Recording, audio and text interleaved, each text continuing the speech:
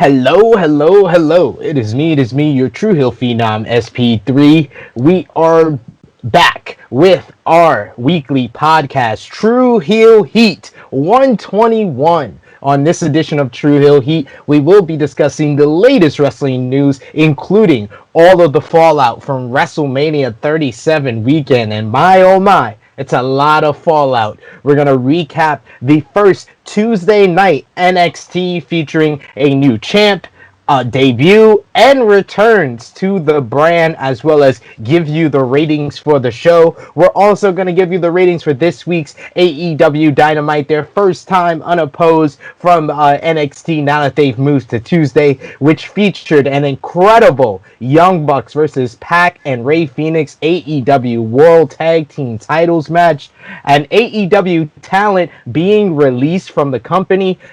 And us host of Tru Heel Heat will give you their top 5 WrestleMania main events of all time. So this is going to be a very fun show. As you see, I am joined not by a resident Tru Heel alcoholic to start things off, Top Guy JJ, not by the beautiful, the lovely Miss Chrissy Love, who is off and on vacation celebrating her birthday. Happy birthday to her. I am joined by my co-host, my co-Monday Night Warrior from True Rewind, the connoisseur of reporting, Mr. Romeo Anthony Colon.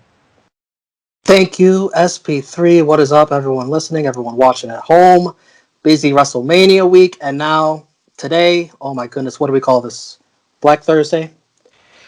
A lot going on. A lot to report.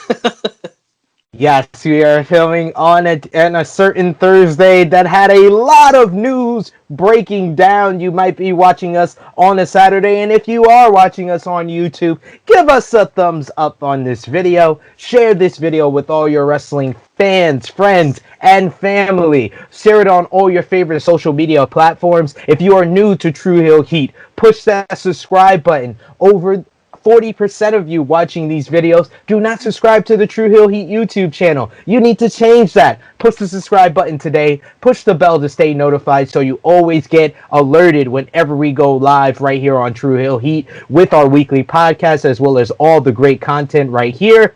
And of course, share it with a friend. If you're watching, if you're listening to us on your favorite audio podcast platform, make us one of your favorites, leave us a review, and help us out. And maybe we might send you some sweet merch that Drunk Guy JJ still has a hold of. So we're going to start off this edition of Tru Heel Heat 120. We're going to start things off, of course, with our Tru Heel roll call. This is where me and the good brothers, we want to shout out you guys watching Tru Heel Heat, you people listening to Tru Heel Heat, the folks supporting us on all our social media platforms. First of all, our top 3 conversation starters coming in at number 3 on the Tru Heels group page is James Wims. He's slightly down from last week. Coming in at number 2 is my co-host from Powered 4 SP3 on the Powered 4 TV YouTube channel, John Scott. And coming in at number 1, we have Charles Kirkhoff. He is the Nick Jackson, the Negro Buck of this week. Now, a couple of Tru Heels. We got to shout out Reno Red, Dale Young, Benjamin Falbo, Larry Katzzeller, and the YouTube subscriber highlight. We got Mark Lloyd in the comments for WrestleMania 37 Roundtable Review. He says, good shit as always. Well done, peeps. I loved all the Mania week. Nothing to moan about, really. So, yes, thank you, Mark Lloyd, for dropping us that comment. Thank you for everyone who supported us during our live streams, our full week of content for WrestleMania 37 week. I don't know about you, Romeo, but I was definitely tired after a WrestleMania week. How about you? Oh my god, I'm so tired that I still haven't edited True Rewind 45, the final episode of season. That's how tired I am, and I apologize to everyone's been waiting for that. I just don't want to let go. I'm sorry. He's like, you made me let go of Wednesday Night Warriors. I'm not gonna let go of True Rewind until I'm absolutely sure and ready. Yes, we're gonna definitely drop. Peacock, can I send a message to Peacock? Hey, Yeah, go ahead. can you put some episodes of Nitro up? Jesus, come on. Continue. Oh yeah. I kind of have to agree with you there, but yes, we're gonna have a jam-packed episode of Tru Heel Heat. We got a couple of guests joining us. Your resident Tru Heel alcoholic, Top Guy JJ, is gonna be joining us on this episode of Tru Heel Heat. So this one will be a good one, coming off of WrestleMania. I thought, Romeo, we would start the show talking about WrestleMania. But then big news popped off. We're going to hear the thoughts of everyone joining us on this show, but we're going to start things off with me and Romeo talking about the big news that dropped off this week as Black Wednesday has come again, this time on a Thursday, as WWE releases 9 wrestlers on Thursday, April 15th, 2021, nearly 1 year since Black Wednesday last year, where they released 20 in-ring talent plus more backstage personnel. The names that were released were Samoa Joe, Mickie James, Billie Kay, and Peyton Royce, the former Iconics, Bo Dallas, Chelsea Green, Kalisto, Tucker, and Wesley Blake, formerly of the Forgotten Sons. The biggest of those names, Samoa Joe, was just on commentary, folks, at WrestleMania before a recent change in the Raw commentary team, with Adnan Virk being added alongside Byron Saxton and Corey Graves. The last time we saw Billie Kay was also at WrestleMania. She was a part of the tag team turmoil match. Peyton Royce was on Raw only just 3-4 weeks ago. Bo Dallas hasn't been seen on TV in months. Chelsea Green, she debuted on SmackDown, I believe, back in January or December, and injured herself, got an injured wrist, and has been out ever since, and now is released. Kalisto was just a part of the Andre the Giant Memorial Battle Royal on the WrestleMania edition of SmackDown. Tucker was also a part of that Battle Royal, and Wesley Blake hasn't been on TV since I believe Steve Cutler left the company following the them being placed with King Corbin. So wow. 9 superstars in one day. Romeo, you had the first thoughts on the latest releases from the WWE. We know why they do this. They do this for their quarterly calls coming up for their stockholders. They wanna show that they made record revenue with these budget cuts, and just show off a brand new fancy number of how much money they earned that quarter. I think WWE obviously can afford to pay these guys easily. They just got a $1 billion Peacock deal. But at the same time, do they have the spots for some of these people? Lots of this talent, some of this talent doesn't get used. And thankfully, we're living in a time where there's other companies to go and be used and show off your talents. Some of these guys haven't been used. Some of these guys are injury prone. The biggest waste here is Samoa Joe. Samoa Joe, like, he got injured a couple of times. They had him on commentary. I thought he was going to go to SmackDown and do commentary on Michael Cole, but apparently not. Maybe he wants to get back in that ring. The Iconics, why did you ever break them up? I thought you were going to give them singles pushes. You just broke them up to put them in tag teams again. They should have been staples of the women's tag division for years to come. Those are my quick thoughts. Everyone else, we can get into that later. Yeah.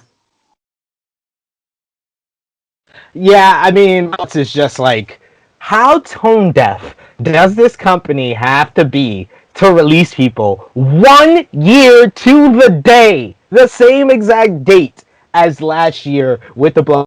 Black Wednesday after all the controversy, all the flack, all the animosity that they got from fans as well as wrestlers. How tone deaf do you have to be to release people on the same date? That was my first thought. And then just Samoa Joe, it's just like it's mind numbing. It's honestly mind numbing to release somebody like that. Someone who has shown you value in every single role you have given him, whether it was in the ring, whether it was a heel, whether he was a babyface, whether he's on commentary. Like, he has succeeded in every single way, and they could have groomed him to kind of be the wrestler color commentator that they have out there. Because I'm sorry, I don't really view Corey Graves as that anymore. I stopped viewing him as that a long time ago. Samoa Joe was that wrestler in the color commentary role that we've had for years, from Jerry the King Lawler, or whether it was Gorilla Monsoon. Like, we've had this type of role for a long time. Taz in the past, and Samoa Joe is very relatable and comparable to Taz's time on commentary, and they could have done that with Samoa Joe. If he wants to get back in the ring, then work with him. See what he can do. You've seen this happen how many times now? Daniel Bryan, you thought could never get back in the ring. You thought was injury prone. He's back. He just main evented WrestleMania 37. And Edge was gone for 9 years. Came back. He just main evented WrestleMania 37. On the other end of the spectrum, you totally said you can't touch Christian. You brought him back for that street fight. He popped a big rating. He comes back. Gets cleared by doctors. He comes back for the Royal Rumble. You don't see the value in him. You don't really see how he's going to be beneficial to you. And now he's on AEW, who just popped a big rating there. Like, it's just like, come on. WWE, work with these people. Even though you think that they have been medically disqualified, there's always a way, and there's always a effort that they can make to kind of get back there and be beneficial to you. So it's just disappointing that these are the people that are released. Like you said, I could just echo your thoughts on the Iconics. It just made no sense when they were released, and the fact that they were separated, and the fact that they are released now just validates what everyone thought, that was a mistake. It just validates what everybody thought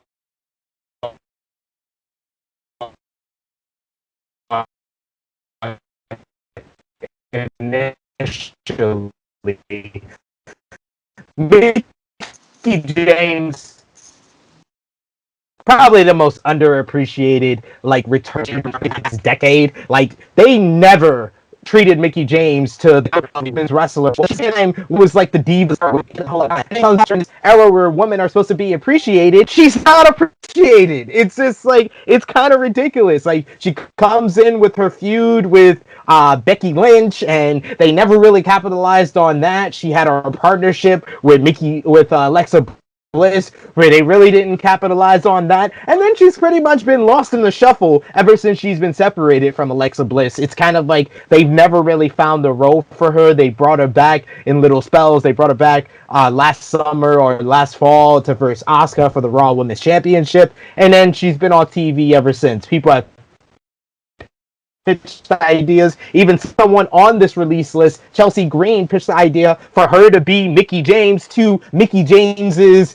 Trish Stratus in a storyline that I would have loved to see. And it's just crazy that now both of them are gone. Bo Dallas, we said it for years. Bo Dallas should have been with the Wyatt family, should have been connected with Bray Wyatt in some way. So it sucks that he's gone. Kalisto's so talented in the ring, but if you're talented in a ring and you don't really have much of a personality or can't cut promos, they don't care about you. Wesley Blake, Tucker, they're just casualties of leaving NXT probably a little bit too early, or not really having the potential to succeed on the main roster. Man, of talent that's going to be out there now. But Romeo, I will give you the first crack at it.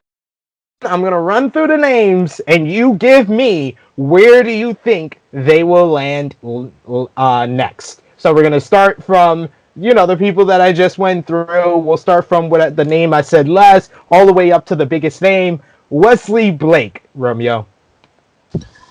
Oh, Jesus. I honestly don't care. I don't care. He's a forgotten son, right? I forgot about him. Out of sight, out of mind. Tucker. Tucker. MLW? I don't know. That's a place. Kalisto. This is interesting. Kalisto. Very underrated in ring. I want to see him in Impact Wrestling. I will differ with you and say Ring of Honor, only because Ring of Honor is really big on Mexican talent right now, and I think a bigger name from WWE would be perfect for them. Whether it's Kalisto, Andrade's another name that's been tossed out there.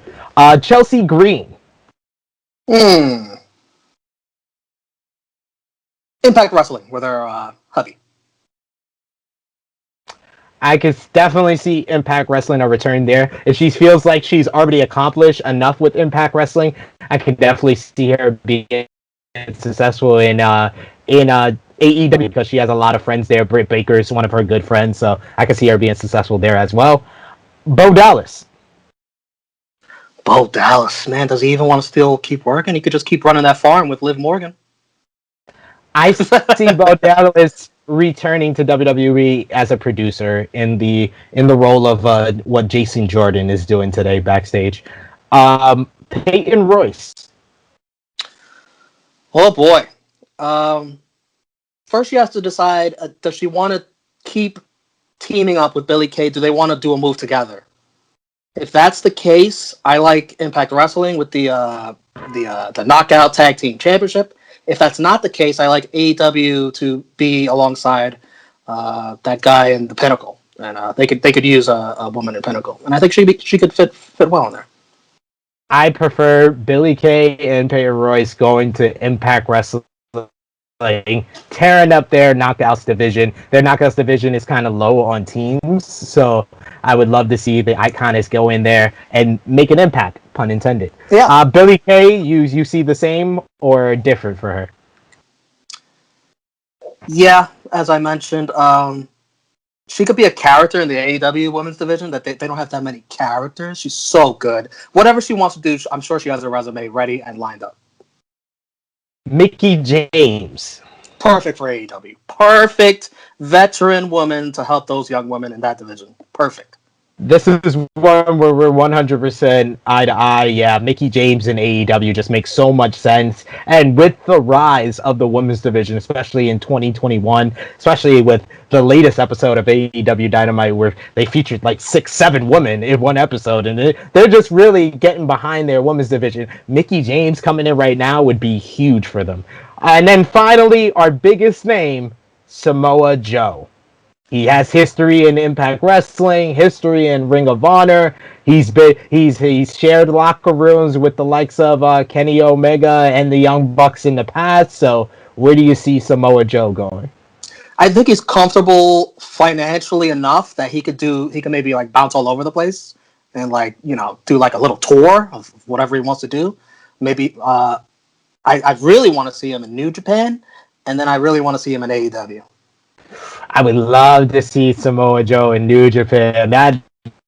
This got me really excited. Samoa Joe versus Kota Ibushi, Samoa Joe versus Naito, Samoa Joe versus Okada, Samoa Joe versus Ishii, Samoa Joe versus Suzuki. Oh my god. Samoa Joe versus Will Ospreay. That would be the callback to the old school Samoa Joe versus AJ style matches. Like that would be my person that I would probably most want to see Samoa Joe against. But I like New Japan. Yeah, you planted the seed inside my head, Romeo. I am going with Samoa Joe in New Japan. I would love to see it.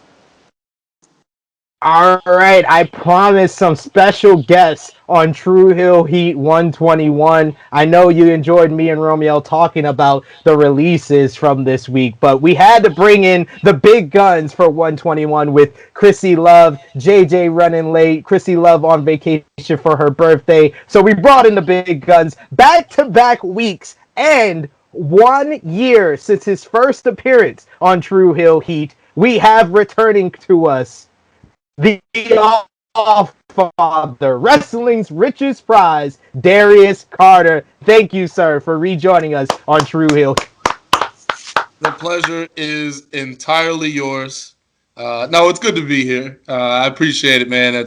I said let's follow up on that since we lost reception in Tampa, which was, it was real, man. The weather and then power outages and everything down there. I was like, oh, this way of living is not for me. So let me get back. You were like foreshadowing the weather and the problems that would happen during WrestleMania week. Like you were the foreshadow on Tru Heel Heat. So I thank you for letting us know what would happen during the week. That's what it is, man. I'm gonna keep you guys informed. You know what I mean? I'm always gonna try and spread some information for the folks. You know what I mean? Be the blanket to shelter you from the storm. That's what I do. I'm a shelterer. I'm a nurturer. Underrated aspect about me. People don't say that, but it's the truth. I take care of the folks that are there for me. I love to hear it, love to see it. And this is your fourth appearance on Tru Heel Heat, which ties you with our other guests for the most appearances by anyone on Tru Heel Heat as a special guest. Rejoining us, the owner of Battle Club Pro. This man is one of our favorites. He's so genuine, has the big smile on. Joakim Morales rejoining us on the show. Welcome back, Joakim. What's up? I'm hype because Romeo's here. What up, brother? Nope, brother. It's been a while, man. How you doing? But Doing wonderful. as Wrestling's Richest Prize just previously stated, he definitely doesn't get enough credit for taking care of those who take care of him. With all the snide remarks that he has in his back pocket, on the other side, he definitely has that nurturing factor. I have to have these remarks to keep people in line because sometimes your mind gets erratic. You're thinking about multiple things and you lose focus of what's going on. And in all seriousness, whenever I'm having a conversation with somebody, I want them to be present. I want them to be focused. I don't want to be talking to someone and they're looking around and worried. So, I get your attention in different ways. So that's my way of doing it. But it's all professional. It's all business. It's just we're always talking business. And it's a good thing. You know what I mean? Because Battle Club is really something so different than anything else that was in New York in that area. You're bringing in talent from all over, from farther away. You know what I mean? You're not seeing the same matchups. You're seeing these. I don't like to say dream matches. I think that term is so overused. It's like a washcloth and it's just wrung out. But you see these matches that you wanted to see, those indie matches that you want to actually see, like the ones that you're actually tweeting about, the ones that you're commenting about. Battle Club will provide that to people. So, I get it.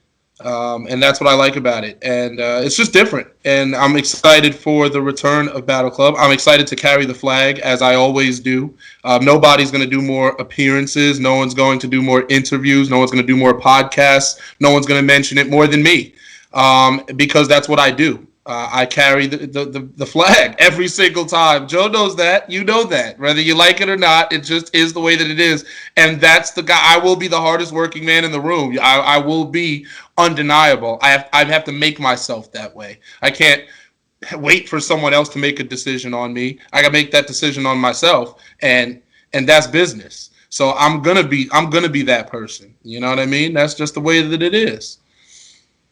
Absolutely true. That's why you've been on every show that wasn't an all-female show, because of that factor. That's absolutely why you've been one of the pioneers, one of the pillars, one of the forefathers. The forefather, the father. And yes, we brought these gentlemen together back on Tru Heel Heat. First time since Tru Heel Heat 100. Because the May 29th, Battle Club Pro returns. The independent wrestling gods have opened up and gave us Battle Club Pro back for 2 shows in one day in Ridgefield Park, New Jersey. And we're going to crown a new Battle Club Pro franchise heavyweight champion, Joakim. The last time you were on Tru Heel Heat, it was with Darius. Things got a little bit tense, but you did confirm that Darius is the number 1 overall entrant in the tournament. And you did determine that Darius would be able to choose his opponent. I have a great memory Yes, I have a great memory. I remember these things. So that's why I wanted to bring you back on. I knew Darius would be here. I wanted to bring you back on to talk about this huge event and talk about this tournament, which Darius is involved in. So, Joakim, take it away. Absolutely. There was no denying it. He earned being the number one overall pick. Can't argue that. And I did.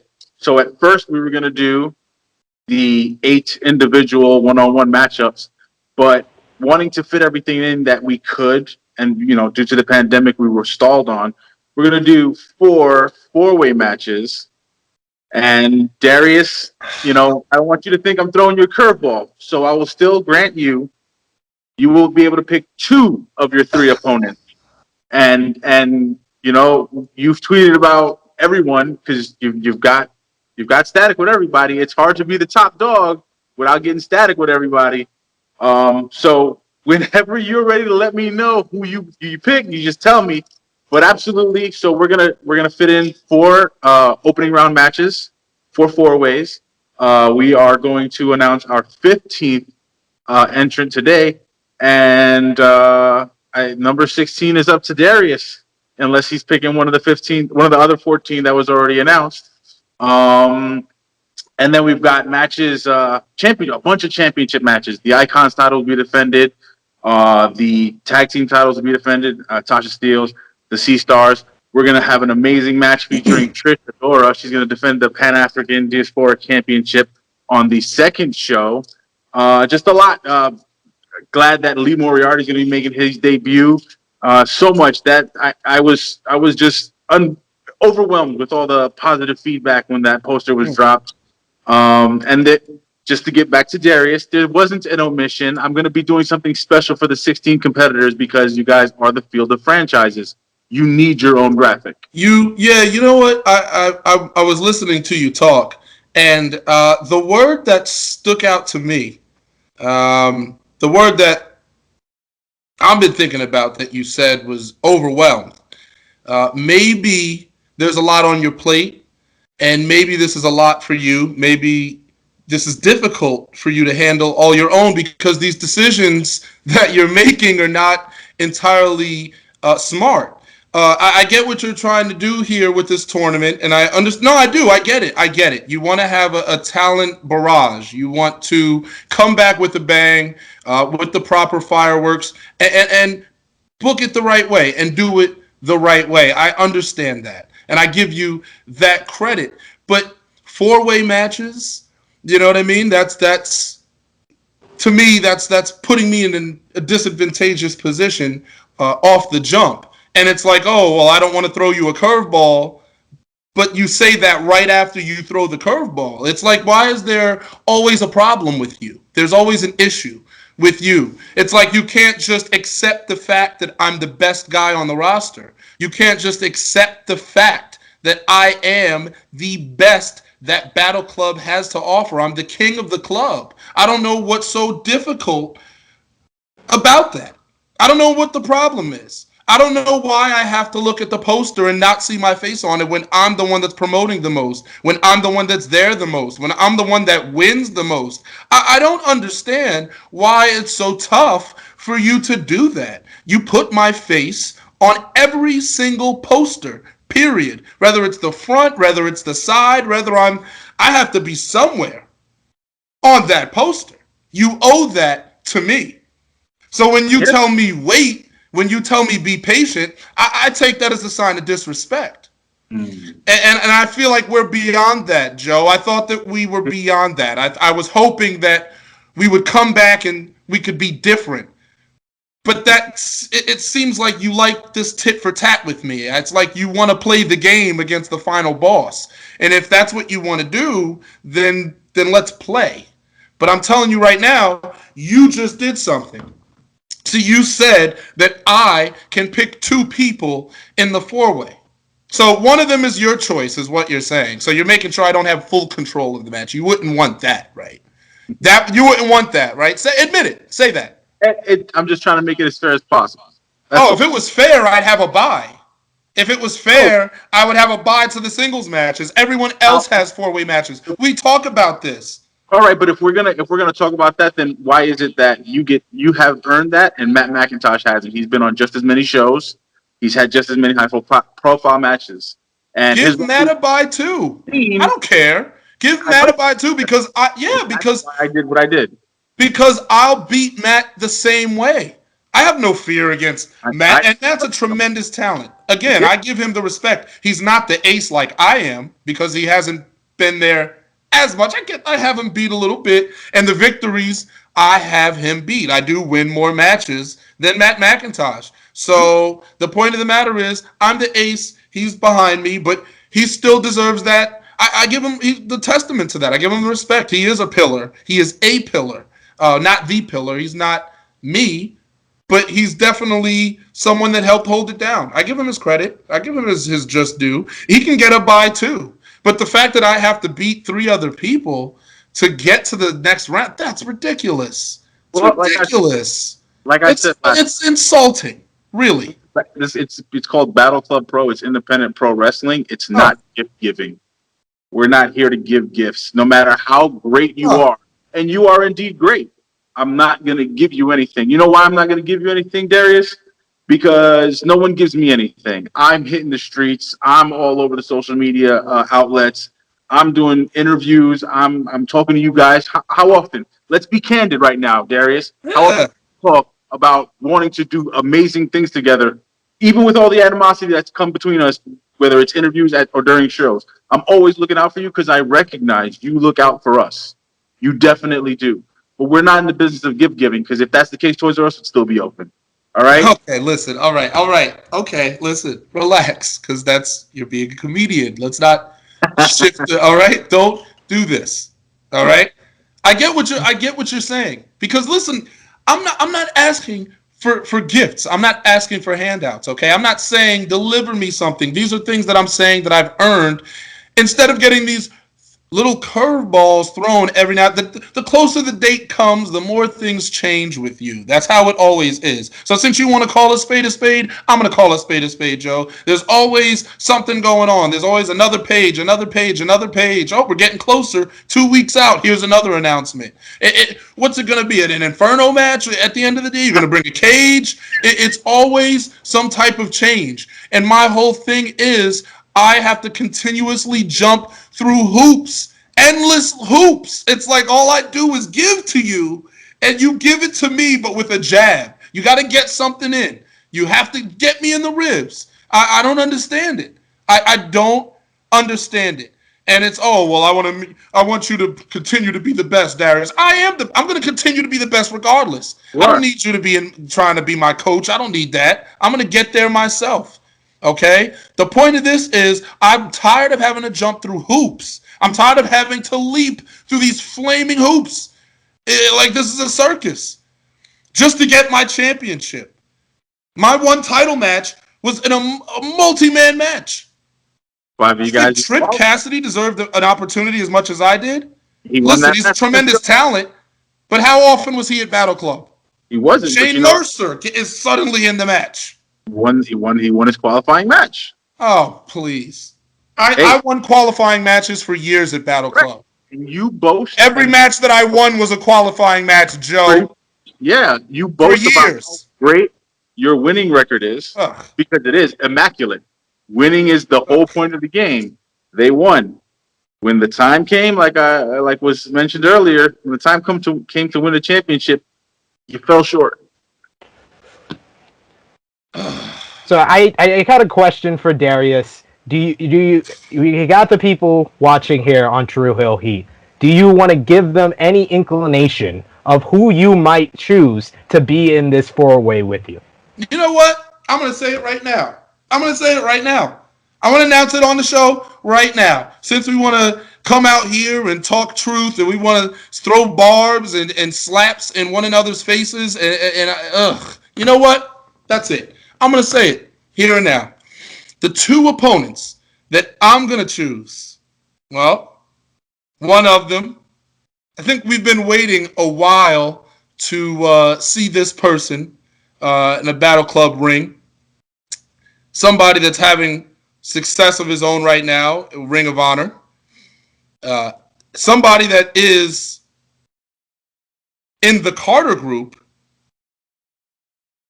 a very close, dear friend of mine, and someone I want to personally deliver this opportunity to. His name is the big bad kaiju, O'Shea Edwards. That is one of the individuals that will be in this Fatal 4-Way match. He has my back. The Carter group, with tremendous success at Catalyst Wrestling, winning the CDAO Tag Team Tournament, $20,000 paid in check. So advertisements, funds, yes. So him and I won a tag tournament. I know he's going to look out for me here, and I know he's going to make sure that that the All-Father makes it to the next round. The other opponent that I will choose, well, I've always been a man of the arts. I've always been a man of taste, and there's always been someone I've been interested in dissecting and picking apart and piecing apart and seeing what makes them tick. This is someone who is, beyond a shadow of a doubt, one of the most talented competitors in the world right now. Her name is Edith Surreal.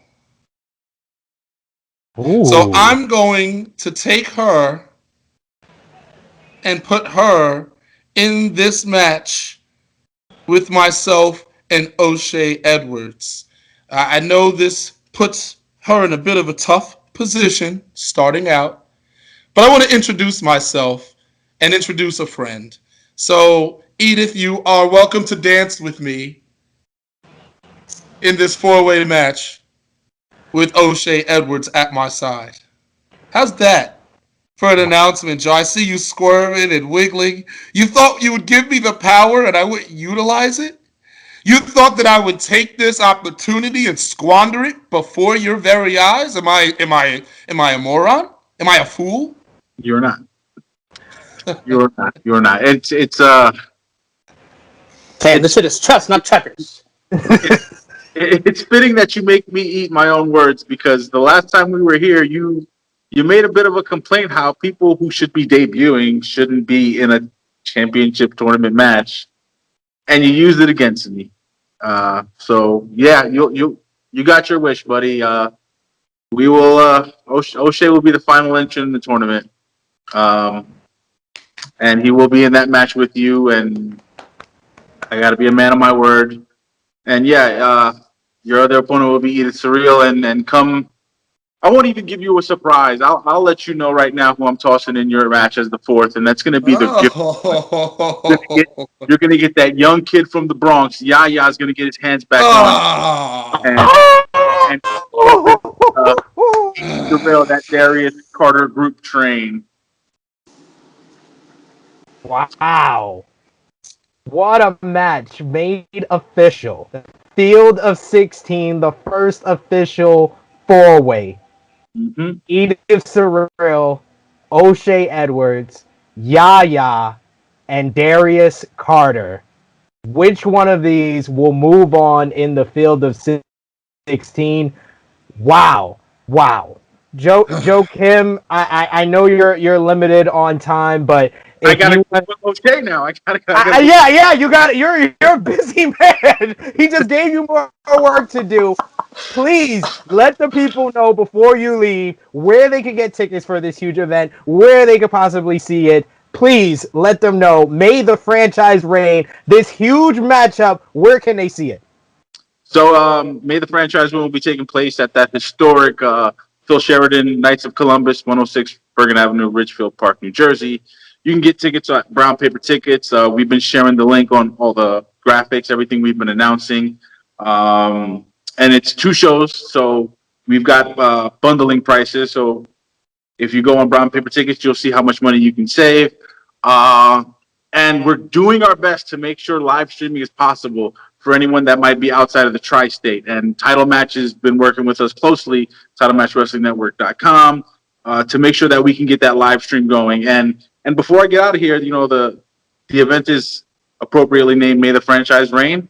And whether you want to believe it or not, Darius, I'm rooting for you. Yeah. You have a great way of showing it. You really, really do. Your support is so Listen, powerful. no, we're sports fans. What's more exciting, a dunk on a fast break with no opponent down there, or when LeBron James throws it down on Rudy Gobert? The competition makes the I'll most take an better. opponent. I'm not saying hand me the title. I'm just saying I shouldn't have had to compete against 3 other people in one match, but somehow that's flying above your head. The whole point, I'll face 3 other people, but let me have the championship first. Let me be champion defending. How's that? But these are the things I'm talking about. It's like I don't hold priority. You group me with the others. And So I'm wait, sick of being now another. But that's fine. Like I said, you've thrown me a curveball because now I'm a bit intrigued. Maybe I'll take this back to my team and maybe we can. You're saying you want to start the tournament as the champion? what do you try to say?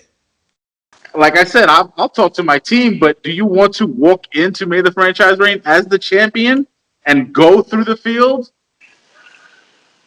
Do you want to try to pull a Brock or what he attempted to do?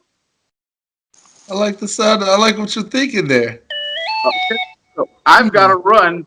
We definitely got to talk, Darius. Sid, Romeo, love you guys. Everyone, please support Tru Heel Heat. These guys are amazing. They do the best breakdowns.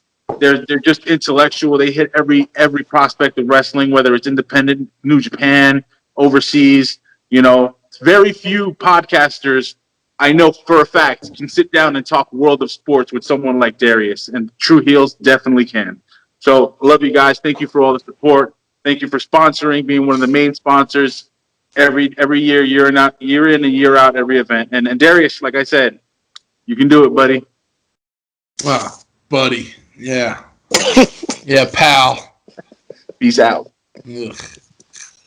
What a curveball! We got to regroup. We got to get back on to the latest in the wrestling world. Darius, we started off things, me and Romeo, talking about the big news from this week with WWE releasing 9 wrestlers from their roster: Samoa Joe, Mickie James, Billie Kay, Peyton Royce, Bo Dallas, Chelsea Green, Kalisto, Tucker, and Wesley Blake. You actually joined us last year on this very date when the releases happened in 2020, where they released 20 in-ring talent at that point. Today it is 9. What are your thoughts on these releases, and what do you see for the future for some of those stars?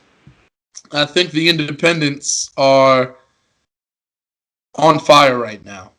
And I think that this is a good time to be released, if that could ever be stated. There's so many things that these talents can do. There's so many places they can go. I'm a fan of when talents go back to the independents and just work the best shows that they can. You don't have to be signed. You don't have to go to another place. You can just wrestle around the world and just be the best everywhere. Go to Germany, go to Japan, go to Mexico. That's what I would do if I was someone who came from the WWE and my contract was terminated. I'm traveling the world and I'm going to be a beast everywhere. And now maybe you got to pick me back up. It's not over. Termination isn't the end. And you can't look at it that way. Business is business. Sometimes at that particular point, you are not a particular necessity to the overall brand. And as hard as that may sound a certain way, but that's what it is. But then you come back and you re-achieve. It happens. And that was some incredible talent there. Personally for me, Billie Kay and Mickie James are elite among elite. You really can't ask for more. You can't ask for more out of a talent than either of those women. I so dearly wish Mickie had gotten a chance to be women's champion when she came back. The talent was there, obviously. She's Mickie James, and I remember that watching the Elimination Chamber, the women's Elimination Chamber, that she just was the MVP, and she was just the best. She just did it all. She dove off the cell, she just was off the pod. She was just in complete control, and I just love watching her wrestle. and she has so much left. She's not even close to being done. So I'm excited to see her. I'd love to see her just traveling and wrestling the best everywhere. Billy Kay, go out, do your thing. I like Billy as a singles competitor personally, so I'm not, shooting for the Iconics. But if they want to do that, so be it. But I'd love to see Billy kind of take over the world and do some things and have a little snapshot and take that around the world and just go everywhere. Go to Japan with that. You know what I mean? And just hey, I don't know. It'd be funny. Billy's little adventures and she records them or something. The woman, she's interesting. You know what I mean? So that's what it's about. So I think these people land on their feet. I don't think you don't worry. You're talented. The industry is hot. You'll be fine. People are going to want to jump for you. You know what I mean? These promoters are immediately, everyone's going to, like moths to a flame. That's where everyone's going now. Everyone's looking at these 9 names. And Samoa Joe, you think he's going to worry? Really? Come on. Absolutely not. Absolutely. So, with fans, they're going to look at these names and be like, this person's going to AEW. This person's going to AEW. Who would you say out of these 9 names is the person that you could see going to AEW and making a big impact? Like I said, I like the independent guys going, or I like them returning to the independents and just taking over running shop. The uniqueness in matches and stuff. And it's the closest thing you'll get to the territories, Sure. Really is creating it yourself. But I have to say of the 9 people, AEW, it's probably Samoa Joe, But that's just the most obvious one. I would love, but it's all about what Joe wants, you know what I mean? Like if it's going to be about, the dollar at this point, then Joe's going to want to do AEW. But if Joe wants to, get out there and kind of keep it and can perform at the highest level possible, I think the option personally would be to travel the independents. But it's not that's his decision to make. And either way, people are going to tune in. He's not going to lose any fans. It's Samoa Joe. He is a walking attraction. Samoa Joe can do it all. Who can say that they retained the championship at WrestleMania and then was on commentary as well? You know what I mean? At WrestleMania, I mean that's a career accomplishment right there. Yeah, and the historic WrestleMania that it was. That's a perfect segue for us to talk about what we missed during the week, and of course, what we missed was WrestleMania 37 with the first ever rain delay in WrestleMania history to kick off night 1 of the shows. But 2 nights of WrestleMania. We talked about it a lot on our roundtable review. We want to hear Darius' thoughts. We want to hear some other thoughts from Romeo. So first of all, we got to talk about the main event of night 2, as it was Roman Reigns defeating Edge and Daniel Bryan in an epic triple threat match to retain the WWE Universal Championship. Romeo, I know you were on the roundtable review. We asked, where does this main event rank among other 3-way WrestleMania main events? You had a couple of days to think about it. Where does it rank in comparison to WrestleMania 20 with Benoit, HBK, and Triple H, and WrestleMania 30, Batista, Orton, and Bryan? A triple threat we forget that you did not mention is it wasn't originally booked as a triple threat, but it did become a triple threat. It's Rollins, Roman, and Brock. And I have that match I just mentioned 4th, and I think this match, Edge, Bryan, and Roman, is 3rd. 2nd, I'll go Benoit, Triple H, HBK, the crowd, MSG, the Eddie moment afterwards. And number 1, I'm biased because I was there. The Yes Movement, Yeselmania, Bryan, Batista, and Orton for me. I like that list. That's a strong list, and you had the connection to WrestleMania 30, so that's understandable. Darius, what was your reaction to the result of the triple threat match with Roman going over so strong, stacking up both men and getting the pin? Yeah, I thought that was mint. I thought that's really the way that it should have gone. And I'm glad that Roman had that moment, Roman just feels like the guy right now. He feels like the guy on SmackDown. Randy Orton, to me, feels like the guy on Raw. But on SmackDown, Roman is just tuned in on every single level, every decibel. It's so great to see everybody that touches him turns to gold, the Midas touch. It's something that all the greats have to be considered a great, to truly be a great in this profession. And I mean, Jey Uso, who's personally my favorite, and I hope we'll get into that, because when we talk about the discussion of who I want in my world, who I would have be the guy that takes the title from Roman, it would be Jey. And how would he do it? Baby. And how would he do it? And how would Jey do it? By winning Money in the Bank. Oh, Ooh. Baby. I like that. That's a great idea. So I think, my God. I think sometimes you just got to make the move. I mean, and the man's earned it. When you're talking about the main events on SmackDowns, you talk about the ratings boost, you talk about the quality matches against Daniel Bryan, against AJ Styles, against Edge. You know what I mean? Like, this man puts in the work. Kevin Owens consistently putting in quality matches, was an MVP in the Elimination Chamber match. His work was. He really was. He scored 2 eliminations, over Kevin Owens and over Cesaro, who was a dark horse to win that match, in my opinion. So Jey was final 2 with Bryan. I mean, Jey is just on fire, man. And him winning the Memorial Battle Royal was a great thing, the Andre the Giant, because it's like he deserves a singles accolade. He deserves a nod for the work that he's doing on his own, which was completely unexpected. How could you have thought that this would happen? And here I am telling you now in 2021 that I want to see Jey Uso as Universal Champion, but I think Jey is the guy. I think Jey gets that Money in the Bank. I think Jey sees Roman down. I think he hits that splash. He hooks the leg, and I think we have a champ. And I think the crowd goes crazy. I think that's a moment, and that's something that'll live forever. So I'm interested in that. Can you see Jimmy Uso getting involved in that? Oh, absolutely. And he would be such an interesting character, because you could easily have him being right by his brother, or you could have him being a little jealous. You can have, maybe he's a little with Roman. I mean, it's a family affair.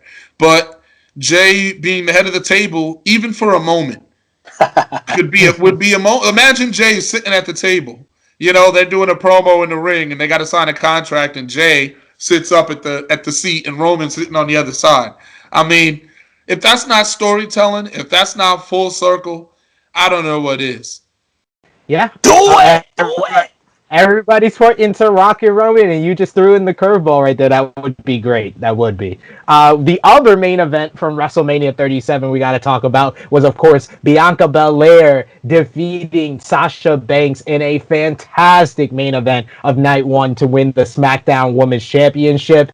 Darius, where does this main event, what did it mean to you to watch this main event with 2 women of color going one-on-one, first time ever, in the main event of WrestleMania, and where does this main event rank among the all-time greats? Yeah, listen, man, as a black man, it's good to see 2 black women main event WrestleMania. Go ahead, Vince. Oh, beautiful. People don't want to, anyway, don't want to give the man credit. That man's brilliant. And I really, I'm just so glad that it happened. And it felt, the energy was right. It was pure. It was not, there was no pomp, circumstance. It was just felt so authentic. And they delivered in spades. They didn't rest on, there were no laurels to rest on. There were no punches pulled. This was all out. When she went to the suicide dive and Bianca caught her and rolled through into the military press, walk into the ring. I mean, that's a WrestleMania moment that'll last a lifetime. And that's what I loved about that match, is it had so many moments that you can remember for such a long period of time. The way that she snatched her up at the end, the K was violent, the KOD. She hit that was the most passionate KOD that she ever hit. And it was just awesome to see. That match ranks among the best easily. That's right up there, with any male or female WrestleMania match that's ever existed, in terms of energy, in terms of atmosphere, in terms of the actual maneuvers itself, the pacing, the finish. just an excellent match, and to both women, kudos. You know what I mean? Representing the black culture, because it was beautiful. Beautiful storytelling, a fantastic matchup, and two just legitimate stars going at it in the main event of WrestleMania. Romeo, what was your thoughts on Bianca and Sasha? And with Bianca Belair winning the SmackDown Women's Championship and Rhea Ripley defeating Asuka to become the Raw Women's Champion over on Monday Night Raw, it feels like a changing of the guard, similar to Cena and Batista at WrestleMania 21. In the long run, these guys always got compared to one another, and I would say Cena slightly edges out as far as the wrestling world as the better champion, wound up winning that battle. Who do you see winning the battle between Rhea and Bianca in the long run? That's a good point. That's a good comparison. I didn't think about that. And just based off what you said, they should keep those two separate for a very long time. Keep them strong. And then you have a mega match. You have a mega match between the two of them. They were the last two in the Royal Rumble. I mean, it's written on the wall for you. Who do I think is going to be better in the long run? Is that what you asked? Yes. I think Rhea Ripley has way too much competition on her brand with Charlotte Flair and Asuka. I think Bianca Belair has a smoother road. I do want to say about that. Bianca Belair's got Sasha Banks and Bailey. To be say fair. That. Yeah, don't forget about Bailey. That's true. Bailey's the best women's wrestler in the world, and we forgetting about Bailey. Bailey just hanging out. And Becky and Ronda are apparently coming back very, very soon. So both ladies, they got a lot of competition on both sides. Fair point. I do want to say about the main event. I think it's the best one since WrestleMania 31, Roman Brock Seth. And, well, that's a triple threat match. So I think it's the best singles match main event since Taker Shawn 26. Wow. Yeah, WrestleMania 31 was a great pay-per-view. Front to back. 31 might have been the best overall. I felt like this was the best overall WrestleMania since WrestleMania 31. And you know what's funny, Darius? I called night one of WrestleMania coming out of it. I called it WrestleMania 31 2.0 because if you remember, WrestleMania 31 had a lackluster build, and a lot of the matches for this year's WrestleMania felt like they had a lackluster build, even Bianca and Sasha, and they overcame that and had an all-time great night on, especially night one in particular. Yeah, absolutely. And overall, you know what I mean? I think night two, the problem was, I think of booking came into the play, which is what always happens. You know what I mean? That directly affects a match every single time. But 31, because of you could say the lower expectation, they just knocked it out of the park. I mean, Randy Orton and Seth Rollins, for example. I mean, that match was a tremendous match. So that was a good. And then you have the triple threat match at the end, the ladder match. The Intercontinental Championship, which was, I think, underrated. I don't think it's mentioned enough, but that was great with Daniel Bryan on the top of the ladder and the headbutt exchange with Dolph. I mean, yeah, it got vicious, and Dolph was very, very popular at that particular point in his career. Wade Barrett was riding on all cylinders. I'm a huge Wade Barrett fan. I'm one of those people that believe Wade should have been champ. I'm one of those advocates, but it was great to see him there, and Luke Harper was in that, so that's a forgotten match. I felt like WrestleMania 31 front to back was just the best ones since this one. So, you know what I mean? Did you like Sting and Triple H? Huh? Did you like Sting and Triple H? Yes. You know what? I feel like that match was underrated as well. I think everyone just thinks about the NWO and DX interference and then the Triple H winning part. But it's like the match itself was well done. If you actually watch it back, like it took advantage of Sting's strengths. Triple H is underestimated in that regard, and he didn't go out there and do 20 minutes with Sting. In terms of that type of match, it was a psychological, cerebral match. Sting kicking out of the pedigree. Triple H kicking out of the Scorpion Death Drop. So, but.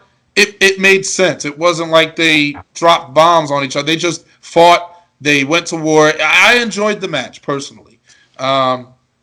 say what you will about the interference part, but we all know how we felt at the time when it happened. So I think that might have been the point, which was to get that, oh my God reaction, more than anything else.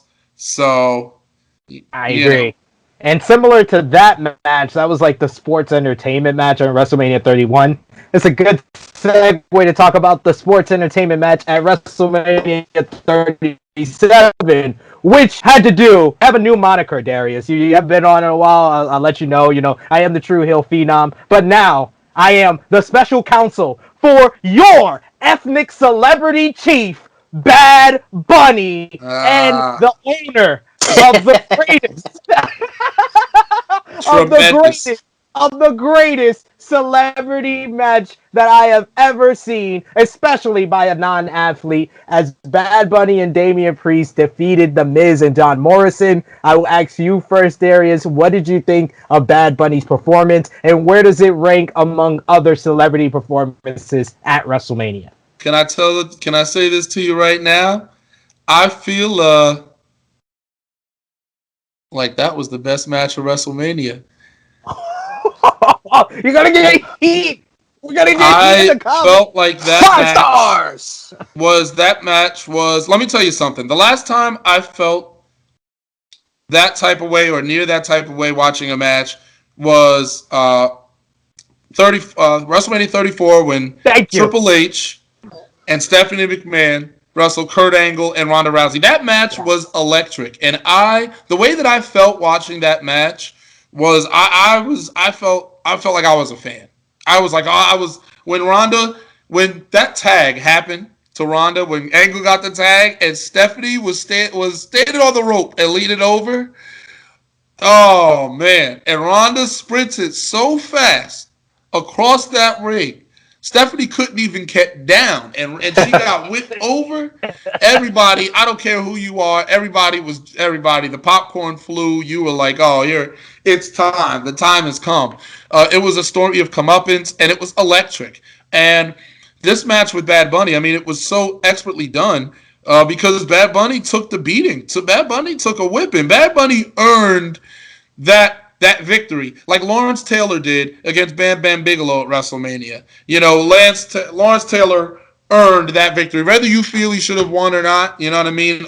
He ultimately went through it to earn the 3 count. And Bad Bunny went through it to earn a 3 count on The Miz, of all people, who, tremendous former, Grand Slam champion twice around the world. That's tremendous, man. That's to be that type of a company hand that goes all the way to the top, goes around and back again.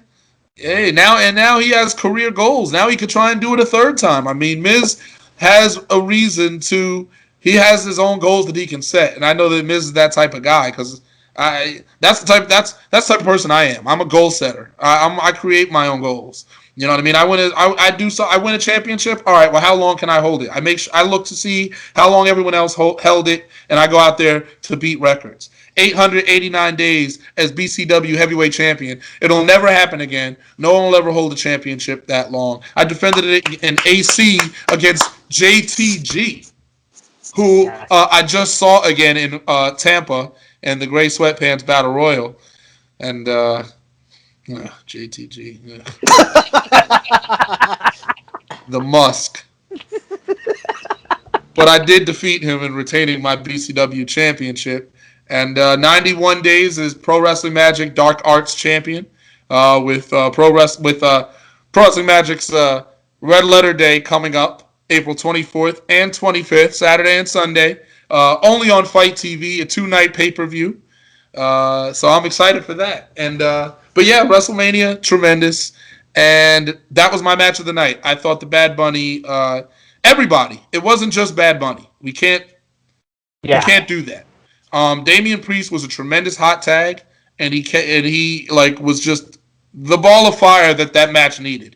And he needs his just due. The Miz was completely on. He was the general of the match.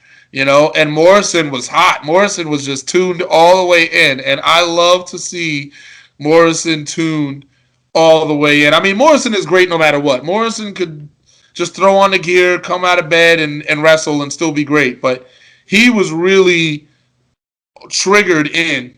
That's too many years in a row for Morrison. Last year with the triple threat ladder match. Yeah. Yeah, absolutely. Star making. I think Morrison is one of those people that just knows, like, all right, this is the time, and he just takes it to that next level.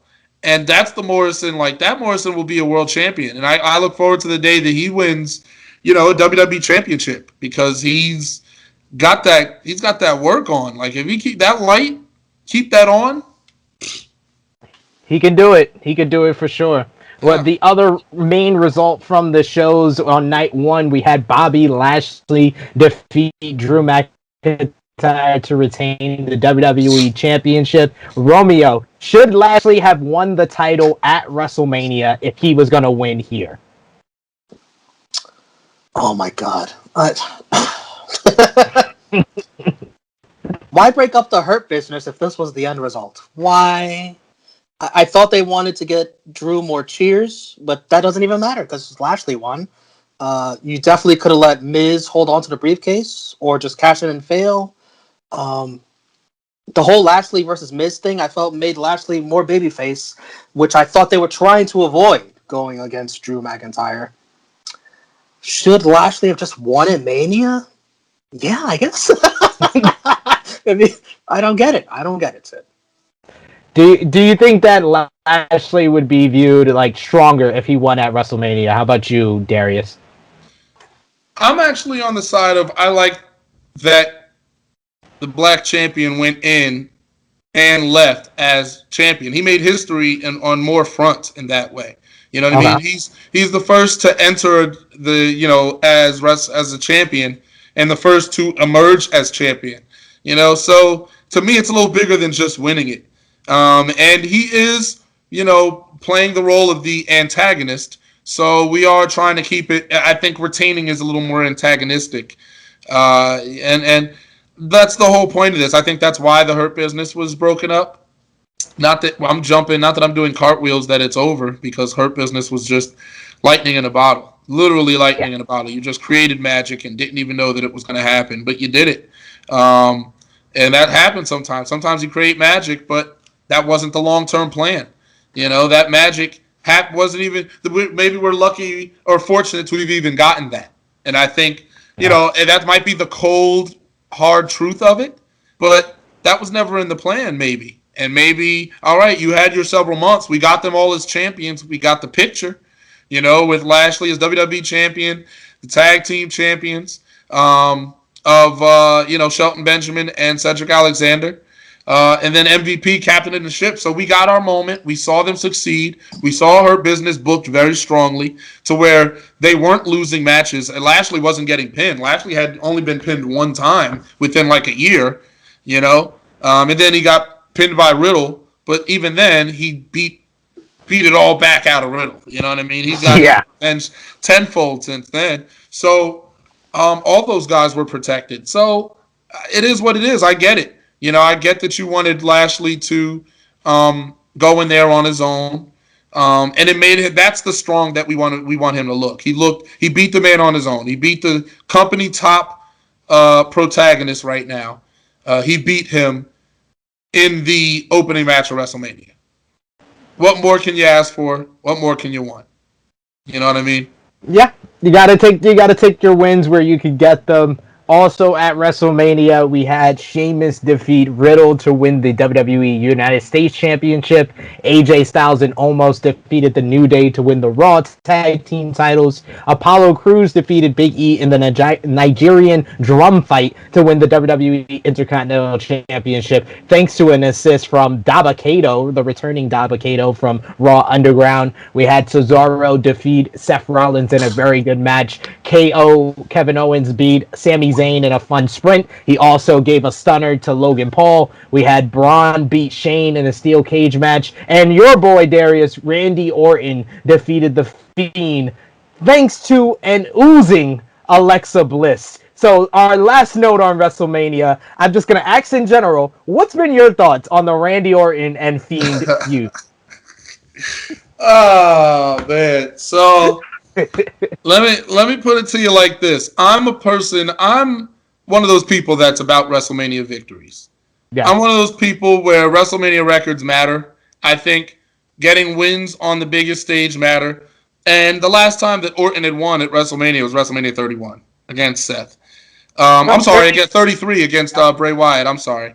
Yeah. So I felt like he needed he needed a big victory to kind of, because he's been dropping matches a lot because of the whole feud. And I know we try to say wins and losses don't matter, but it was getting to a point where Orton, for a 6 month, 5 month stretch, it was like, and he's so hot. So it's like the guy is literally putting on the best performances. He's the best professional wrestler in the world, in my opinion. I've said it before and I say it right now. I think he's the best right now. Between the promo, the ring work, the characterization, he's fully fleshed out. He's there. He's sharp. He's the one that should be wrestling everyone on these stages. He should be wrestling Keith Lee in the main events. He should be wrestling Sheamus in the main events. He should be wrestling Lashley. He should be wrestling Drew. He should be wrestling Miz. He should be the focal point where all these guys are bouncing off of right now, in my opinion. So that's the only thing about the Fiend feud, because it's like it's been going on, and then they pay it off, and now it's over, and it's like, all right, well, but did we have to go through all of what we went to get here? Yeah. You know what I mean? Like, and that's the whole point, is like, my whole thing was, and I told you about how I would have done the whole thing. I told you about the where the booking shifted, in my opinion. My theory has dated back to, but right before Survivor Series, when Randy Orton had won the championship, and he defended against Drew going in against Roman. My whole theory, okay, was that that Randy Orton should have retained over Drew, and it should have been Orton and Reigns, because those two were just red hot. Those two were just, to me, the best right now. Regardless of alignment, people are like, oh, it's two antagonists. So what? There wasn't a crowd. These guys are going to paint the picture. If there's ever a time to do it, it's there. They should have done that match, Randy Orton versus Roman. Jey Uso runs down.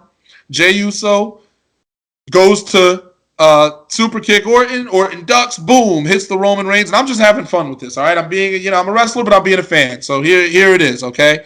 You want another side? Here's another side. So Roman throws that. There he is. Roman throws that super kick, or Roman gets hit by the super kick. Orton hits the RKO. Orton wins over Roman, right? Now Orton's sitting here saying, oh, well, I'm the best in the world. This leads to the Fiend coming back, and now the Fiend has an uphill battle, because the one person the Fiend has never been able to get to was Randy Orton. So why would Orton be afraid of the Fiend? That would have made for a more interesting feud, because now it's like, well, Fiend has really got to get in Orton's head, and how does he do it? Because Orton's like, I've already infiltrated your family, burned the house down. I'm WWE champion. What are you gonna do to scare me? So then Orton could have had multiple feuds going on at the same token, and then we could have had Roman mad at Jey Uso, and we would have gotten to the same point, because Roman was still mad at Jey because he lost. Yeah. But at least now he would have had a bigger reason, because it would have been like, oh, and then you could have been like, oh, did Jey do it on purpose? Was it really, we would have had fun with that road. And that way, Orton could have lost it, let's say, in the chamber against all of his enemies, all the enemies he's made along the way. Like Keith Lee, like Lashley, or like Drew McIntyre, like Sheamus. And you could have had Miz cash it in right after that. You could have had Drew McIntyre wins the chamber, and then here comes Lashley, who does the same deal. Oh, now here comes the Miz, cashes in, and now, well, at least Drew only had the title one day, so it makes it more interesting, the prospect of him getting it back. That creates more of a reason to cheer for Drew, because really, what's the reason to cheer for Drew going into the match against Lashley? You got to give a greater reason. You got to give a greater reason to that. Like Bobby's been kind of a jerk, but Drew's kind of beating up half the locker room. So exactly. He's getting the John Cena playbook. That's what I've been saying for a while. Drew's the UK Cena, and they kind of I feel you on his booking. It hasn't been too short up there, but We got joining us with us on Tru Heel Heat 121. He couldn't wait to me for give him a proper intro. It's Top Guy JJ. Hey, listen, man. I just came in, popped the mono while the All Father is somehow schooling us on. I heard the Fiend and somehow an interest in dialogue, which somehow that was interesting. and sorry for my tardiness. This is actually a true story. I was actually watching one of your matches, sir. I was actually watching your match on Warriors of Wrestling with Elijah the Pope Burke. So I was watching your No Limit title defense there, sir. Oh, thank you. 2016. That was a good time. Yeah. Yeah, that was. They didn't know that they hadn't released that match, and I was like, "Yeah, it was never released." And they were like, "Really?" I was like, "Yeah." And then they checked, and they were like, "Oh, we hadn't." And then they put it out, and I was like, "All right, that's the business, man." I've been putting in the work for a while, man. It's glad that people are seeing it. It's coming more to the surface now. Yes, catch that. Go up and click on that link when you're done watching Tru Heel Heat 121. But yes, we got to talk about what we missed. But what JJ missed is all of us have given our thoughts on the big news of this week with WWE releasing 9 superstars today. I will go through the list one last time to hear JJ's thoughts. Samoa Joe, Mickie James, Billie Kay, Peyton Royce, Bo Dallas, Chelsea Green, Kalisto, Tucker, and Wesley Blake. What are your thoughts on this, the newest Black Thursday? Top Guy JJ. So they really anniversaried this shit. Yes. By getting rid of a whole bunch of more talented people, and I saw at the top of that list, like, you literally just had Samoa Joe calling WrestleMania. You cut him a week later. You just had Billie Kay in a women's tag title turmoil that y'all released her a few days later. Y'all just had Peyton Royce cut the best promo of her career, and y'all cut her. It's mind-boggling. It's mind-boggling, honestly. Like, they just gotta explain to me that they got a $2 billion deal with Peacock TV, but they still have to make all of these necessary cuts. There's no rhyme or reason or sense to it. Breaking news. I have another name to the list. Oh my God, Romeo report live on Tru Heel Heat. Go ahead, Romeo. Yeah. Mojo Rawley. Yes, I saw that too. It's like it just is no sense, man. There's really no sense to it. The people that they literally take off TV on their poor booking decisions is the ones that they deem irrelevant, and then they cut. But then you'll still have dudes chasing R-Truth around for the 24/7 title that has no relevance to any storylines. And like Samoa Joe, like, this dude was like the best commentator in the damn company. And then they cut ties with him. And then how do you pass up on that resume? Like it just, I don't know, man. I maybe Darius helped with some dialogue and some explanations to it, but it's just moronic, man. It just doesn't make any sense to me. And I second what one of my guys that I follow on IG as well, my guy Lionel Green, aka Leo Rush, and just telling, like, just fuck off. Like, it's just like really. Like, y'all anniversaried the darkest day, one of the darkest days in wrestling history, and y'all just did it again? Like, why? Creating a tradition. That's not a good tradition. A very dark tradition, yes. So basically, Top guy. They're getting ready for the quarterly call. They want to show off how much money they made, record revenue. And yeah, they do that by cutting off some of these talents and getting rid of their salaries. Yep. That's the facts, and that's the mean. I work in that type of world, the type of environment where it's just about statistics and it's about analytics, and it's like, where's this money going? And that's when it comes to the big checks and balances, that quarter 1, quarter 2, starting off the year and projections, and it's just kind of like, all right, like, what am I spending here? I'm spending. You got to think, some of these contracts They've been pretty expensive because these talent were there for a long time. Bo Dallas was there for years. Mickie James, years. Billy Kay, years. Samoa Joe was a big one, but this is money. They're making money. It's not like these aren't just people that they just signed 2 months ago, 3 months ago. These are people that have been there for years. Mojo Rawley has been there for years, and he has a contract. He had a contract that has some money in it. So that's what some people guys think about. Some guys I get some guys. It's some of the guys I get. Like I said, it's just business, and my whole thing is like I think it's. Listen, there's some people like Billy Kay is someone I wanted to see win the heavyweight, the women's championship. Mickie James is someone I can't believe somehow didn't get the women's championship. I don't know, but I just wanted to see those things matter. It would have been nice to see her get the 7-time. Mickie, I don't know. That's the part that's really unfortunate. Obviously, you don't want to see anyone go, but. We're not there. We're not the ones that are calling the shots. We're not the reason. We don't know what's going on behind the scenes. All we know is statistics, or I shouldn't say we all know statistics. There's a lot of people are throwing out all these numbers and they don't know what they mean. So they need to, you know what I mean? It's like, stay out of your lane. But all we can do is talk about it here. And say Two names that just stuck out to me, dude. The two names that just stuck out to me off that list when I was just seeing it off rip. The two names was Peyton Royce and Samoa Joe.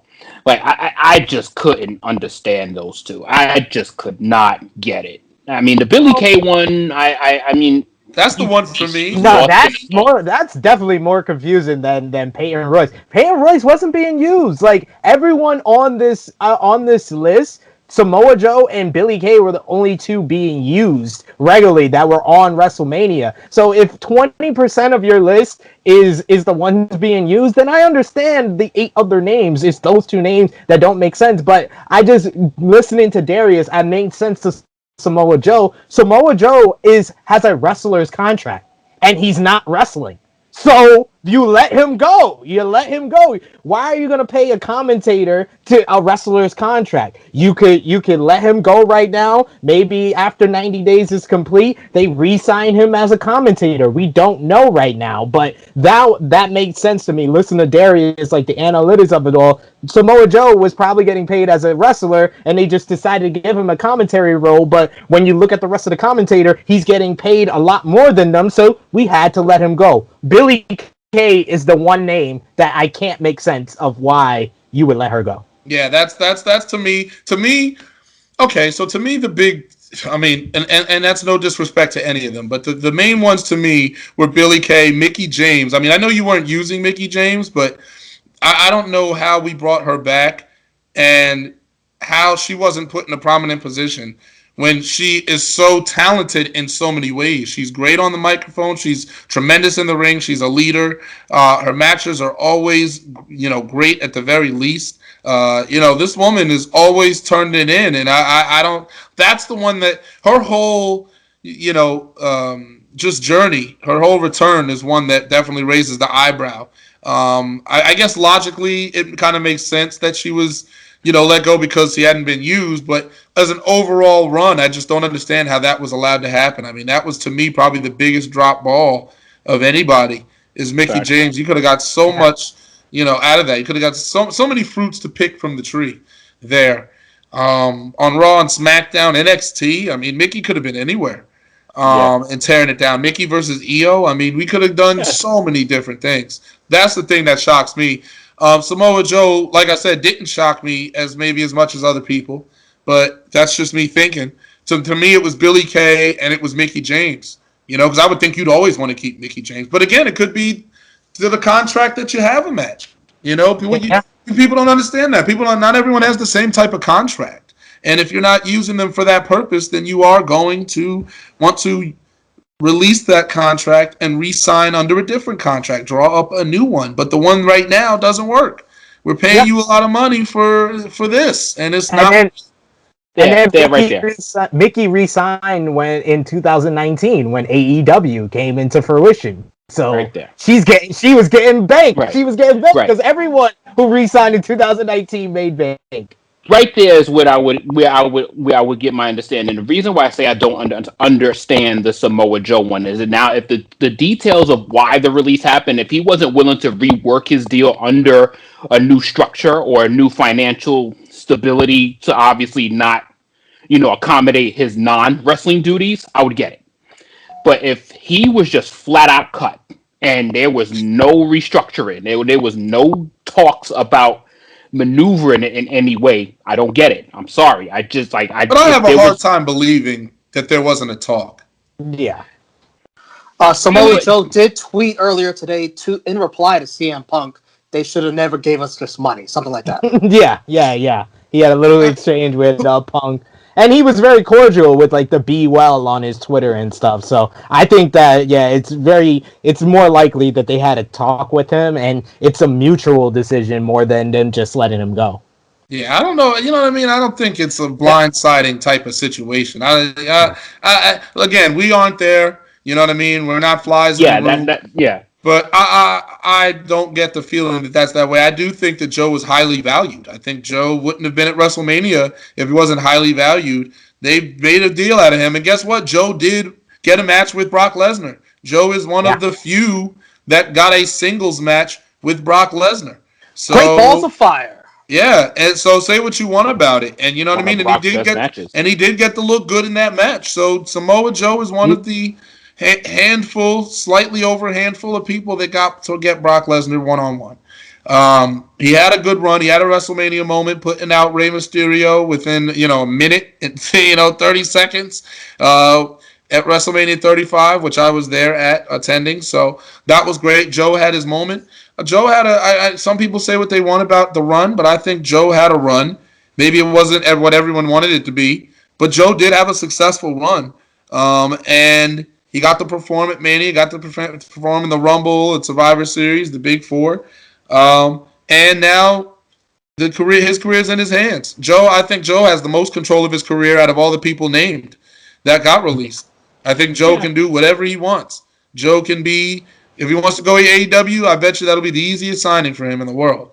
If he wants to travel the world and be the guy, he'll go to Japan, he'll go to Europe, he'll go to Mexico, and he'll go all across the world and just be a tremendous wrestler, which that would be awesome if Joe wanted to be that type of Joe. If he was just showing up in the Tokyo Dome and then showing up in the in the Margate Theater or whatever in the UK, and it was just like Joe's just popping up everywhere. And now, like, I miss that happening. A man making themselves their own territory, the territory system. That's what I would do. I would be like Ric Flair in NWA. I would just be going everywhere facing your top guy. Give them all to me. Give them all to me because I want to be the best in the world and show that I can compete under any spotlight. And then maybe that I end up going back. Maybe I don't. Who knows? The door's never shut. A star is a star, and when you're bright, you can't be ignored. And that's why I'm on the run I'm on right now. That's why I was able to get the Gray Sweatpants Battle Royal / Alley Cats, Real Hot Girl S, I'm not going to say the word, S3 asterisks, okay? I'm not going to use profanities, all right? I'm not one of those people. Okay, I'm a professional. You're not like Top Guy JJ, no. Oh, absolutely not. I would have dropped the whole bomb. I just dropped. Yeah, fuck that shit. But yeah, I'd have dropped the whole shit bomb. That's just. yes. But I agree though, and he had a solid run with Roman Reigns. He had a solid run with AJ Styles. So, like, I'm just a huge fan of the guy, man. So that's just kind of where it just kind of like falls in line for me. I'm just a fan of the guy. Yeah. So. Some things just hit a little like, what the hell, man? No, this is not a good thing all the way around. This isn't fun. But Billy Kay, that one's it's shot to the heart. You know what I mean? And it's like that one's straight through me, man, straight through me. But that woman will land on her feet, man. When you have talent like that, I think those women are gonna do just fine. Like they are gonna have options. Everybody wants Billy Kay. Everybody wants Billy Kay. Everybody wants Samoa Joe. So especially especially women that can work the mic. Like Right. That's just a golden ticket for her right there. And Like, Mickie James as well. Everybody's gonna want Mickie James. yeah. You kidding me? And so, I mean, I'm like I We- said, they're gonna be. Listen, talent always lands. There's so many places to go. Independents are booming right now. It's on fire. So many places to be. If there was ever a time to be released, now is the time. So good luck, amen, and hallelujah to all those who were, released, because now it's time to soar free, spread your wings, and touch down. And if somebody wants to step in the ring with the All-Father, Why not? Why not? There's a whole list of talent out there to go one-on-one with the Oddfather now, but we got to move on, guys, to the rest of what we missed. What we also missed was quite possibly, in a lot of people's eyes, especially on social media, one of the worst Raw after WrestleManias in history. Only things of note were the return of Charlotte Flair with a fire promo. Big smile from Romeo there. The return of the Viking Raiders. The return of the Viking Raiders with Ivar returning from injury and Drew McIntyre defeating Randy Orton and Braun Strowman to become the number one contender for the WWE Championship at the amply named WrestleMania Backlash. Romeo, what was your thoughts on Charlotte Flair's return on Monday Night Raw? The best promo of her career by far. Felt real, made sense. The Raw after Mania, I didn't expect them to do a typical Raw after Mania with no live crowd. They didn't do it last year. I didn't feel like that was bad too. And the Drew McIntyre on the road to Bobby Lashley again doesn't feel new. It fits the theme of WrestleMania Backlash, yeah, but Yeah. it doesn't fit the theme of Raw after Mania going in a new direction. I know PW Insider is reporting that they're making vignettes for Aleister Black's return. I think Aleister Black would have been perfect to bring back on the Raw after Mania. I don't know what they're waiting for. Well, he's not on Monday Night Raw. Oh, that's He's on right. SmackDown. I don't even know what. right? He's a There you go. SmackDown guy. I don't even know. You're taking my shine from the rest of the news, but thank you for that. But yes, I just report the news. I'm sorry. it's okay. We also had WWE NXT TakeOver Stand and Deliver Night 2 that we missed. Kyle O'Reilly defeated Adam Cole in an unsanctioned main event. You had Karrion Kross defeat Finn Balor to win the NXT Championship. And Santos Escobar beat Jordan Devlin in a ladder match to unify NXT Cruiserweight Championship. Top Guy JJ, what was your thoughts on TakeOver Stand and Deliver Night 2, and how did it stand up in comparison to Night 1 to you?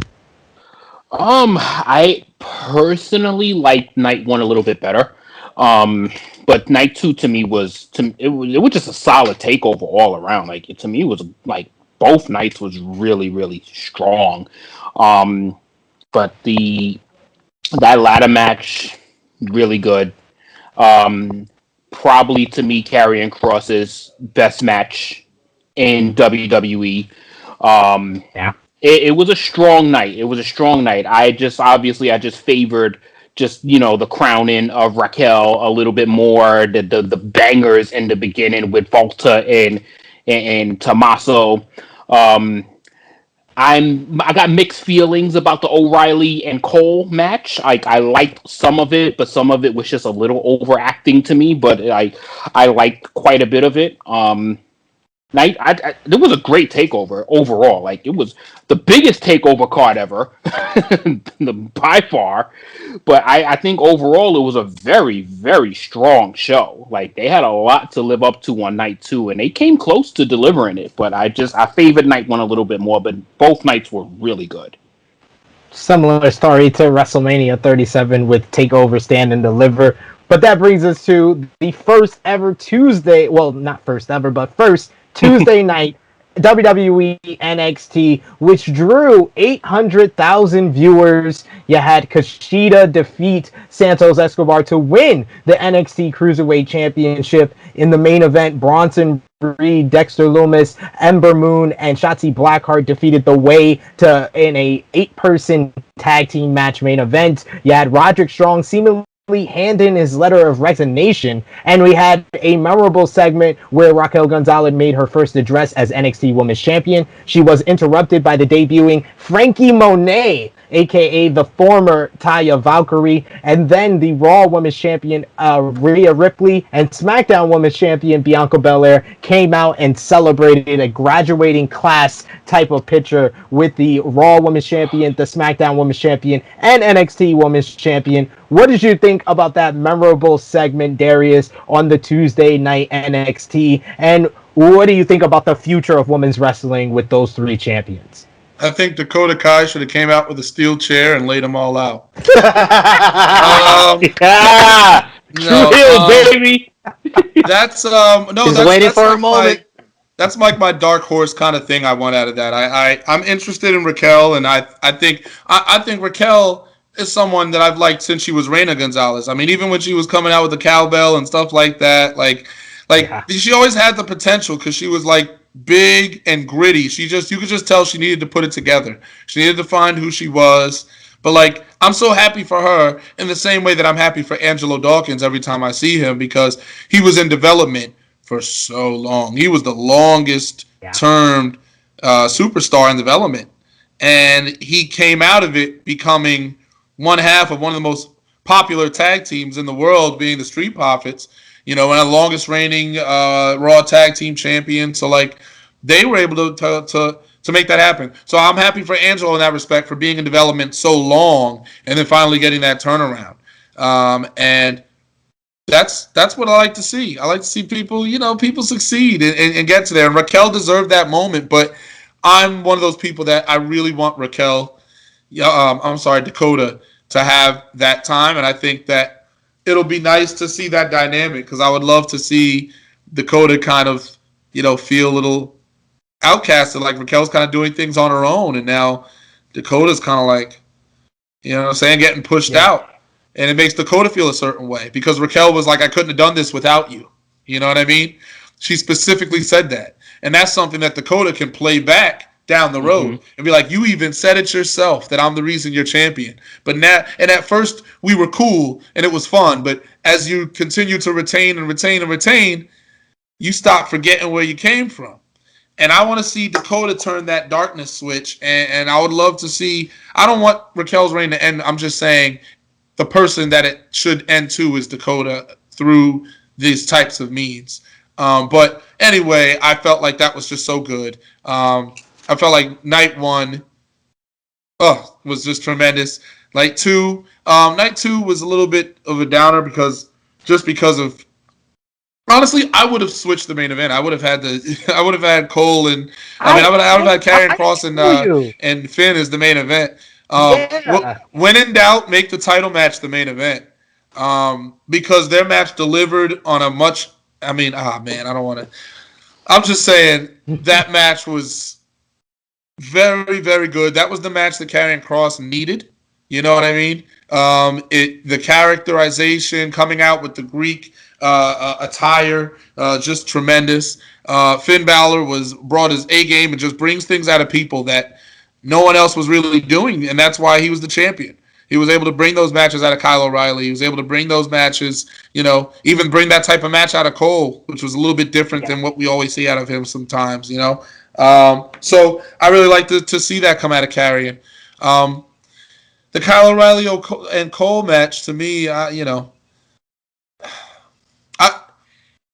it seemed like things were just, it's kind of like, where was the animosity that they had in that promo? It just felt like they stressed a 20-minute match. Yeah, it's like such a mixed bag. They stressed a great 20-minute match to a good 40-minute match. They could have compressed it, and it would have been, yeah. It's just the animosity. That's all it is those types of matches need to be about animosity more than about anything else. There needs to be a delivery with emotion. There needs to be a delivery with the commitment to character. Like, you just have to be spot on there. Everything else is secondary. The moves are secondary. The spots are secondary to the emotion. I need to believe every time you kick him in the chest that you're trying to cave his chest in, because you want this person to pass away. I mean, you want to hurt them. So when you throw them through through the stage, you're throwing them with emphasis. That brutality needs to be felt. And to me, I felt more brutality in Finn Balor's matches with Kyle O'Reilly without weapons. They felt more physical. Pete Dunne's matches feel more physical. Just because you're hitting someone with a weapon doesn't mean that the match is more physical. So I definitely would have switched it. I think if they switched it, it would have been a better event, which it just would have ended on a better note. But I still think that this takeover overall was the best one we've seen in a while. In my opinion, maybe you could compare it to Takeover War Games, because Takeover War Games had delivered 2 excellent War Games matches, in my opinion. And then Takeover 30, because because Dakota Kai and Io was something. So it depends on which way you want to go. But I really thought this takeover was excellent. I thought the Cruiserweight Championship match was my personal favorite. The meaning, both of them, you could just tell with everything. That was the match where those guys were hitting each other, and it was like, we're here to bring the pain. We're here to emerge as champion, but we're here to disable the other person. And Escobar, tremendous. I wish the sun didn't come out, but other than that, tremendous. Yeah, so you got to keep that heel heat, not with a little kid. Other than that, yeah. And I was very happy with the Tuesday NXT. Kushida finally winning gold. I was just happy for that. But we also got to talk about this AEW Dynamite, which drew its second highest rating of all time. 1.2 million viewers, their biggest since week 1 of AEW Dynamite. On Dynamite, you had the Young Bucks solidify their heel turn in a tremendous opener, defeating PAC and Rey Fenix to retain the AEW World Tag Team titles. You had Darby Allin defeat Matt Hardy in a Falls Count Anywhere match to retain the AEW TNT Championship.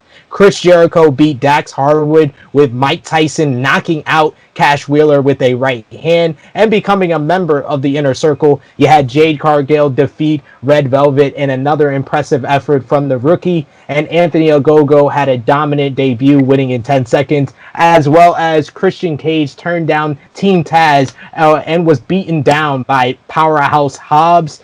Romeo, what was your thoughts on the opening tag between PAC and Rey Fenix and the Young Bucks, and what's your response to the solidified heels of the Young Bucks embracing the dickheads that they've always been? Really? Everything that just happened, you're going to ask me about the damn Young Bucks? perfect person to I have. hate the Young Bucks. I hate them. So I guess they're doing their job. Right. I hate them, but fantastic match. Fantastic opener. One of the best Dynamite matches, at least top 10, I could say, in their history. Can I say some other things about the show, though? Yeah. Shout out to Cash Wheeler taking that punch from Mike fucking Tyson. Mike Tyson tried his best. That's not easy to do, to sacrifice yourself like that. And shout out to Matt Hardy. A couple of days after his father's death, putting on a match like that with Darby Allin. Shout out to him. Absolutely. Top Guy JJ, what stood out from Dynamite for you this week? It's kind of funny that you said that, Romeo, is that this was, to me, one of Matt's best performances with the company. And this happened after such a...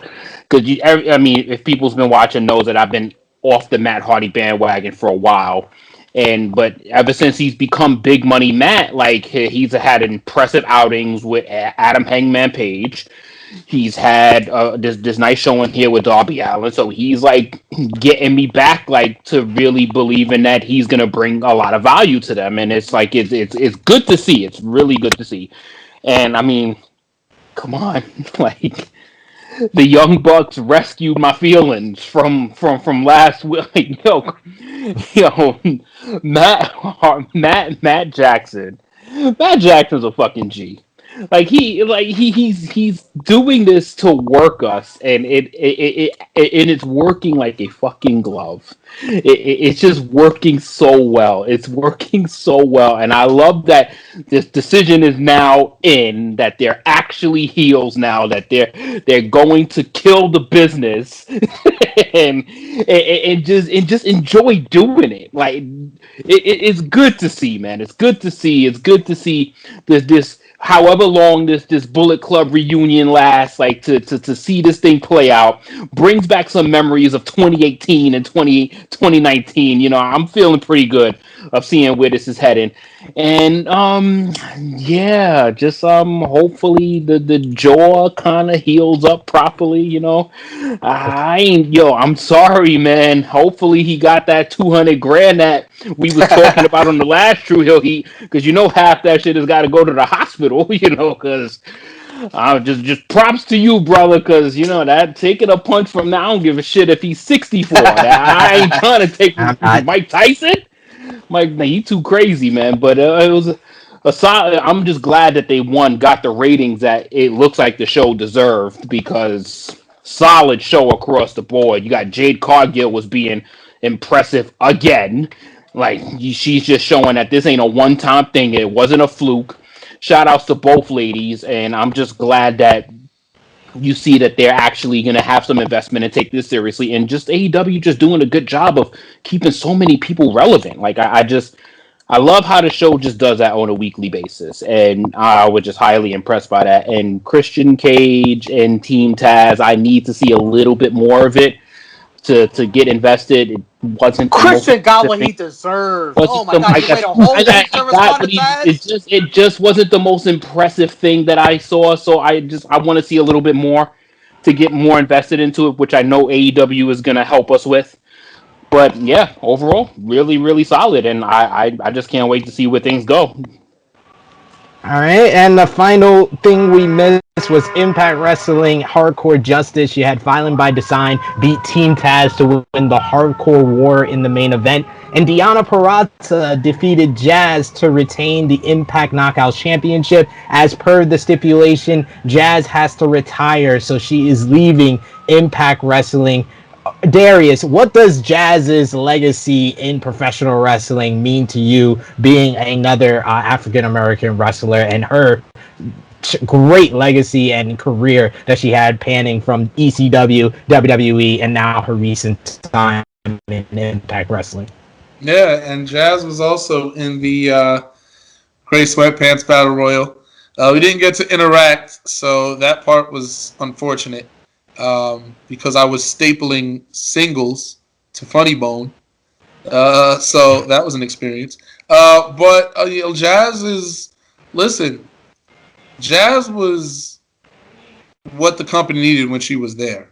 You know what I mean? When she was the powerhouse women's champion that we needed at a time where Trish and you had Victoria and Lita, you needed that third party to kind of come in and kind of get in between them, I felt. You know what I mean? I think sometimes it's nice to have, you have two stars in a way that Triple H had come in between Austin and The Rock in 99-2000, which to me was the run Triple H's, that was Triple H, the game.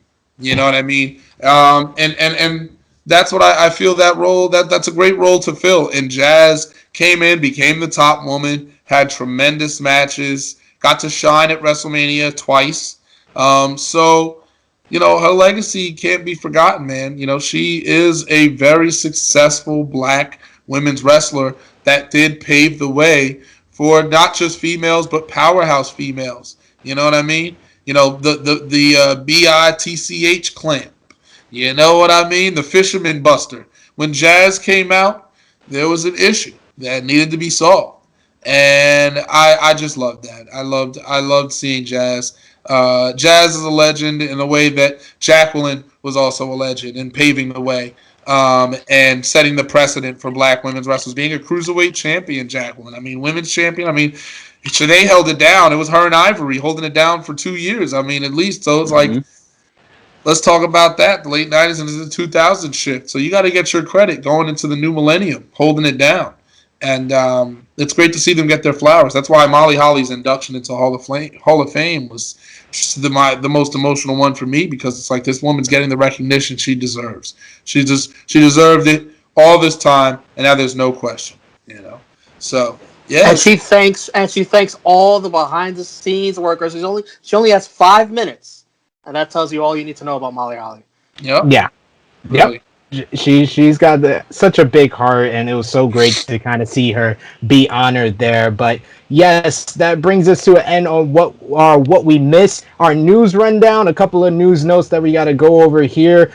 WrestleVotes reports that WWE still plans on returning to a one-night format for WrestleMania 38 next year in Dallas on April 3rd, 2022. Dave Meltzer on Wrestling Observer Radio also reports that WWE will return to the one-night format for not only next year's event, but the following year as well.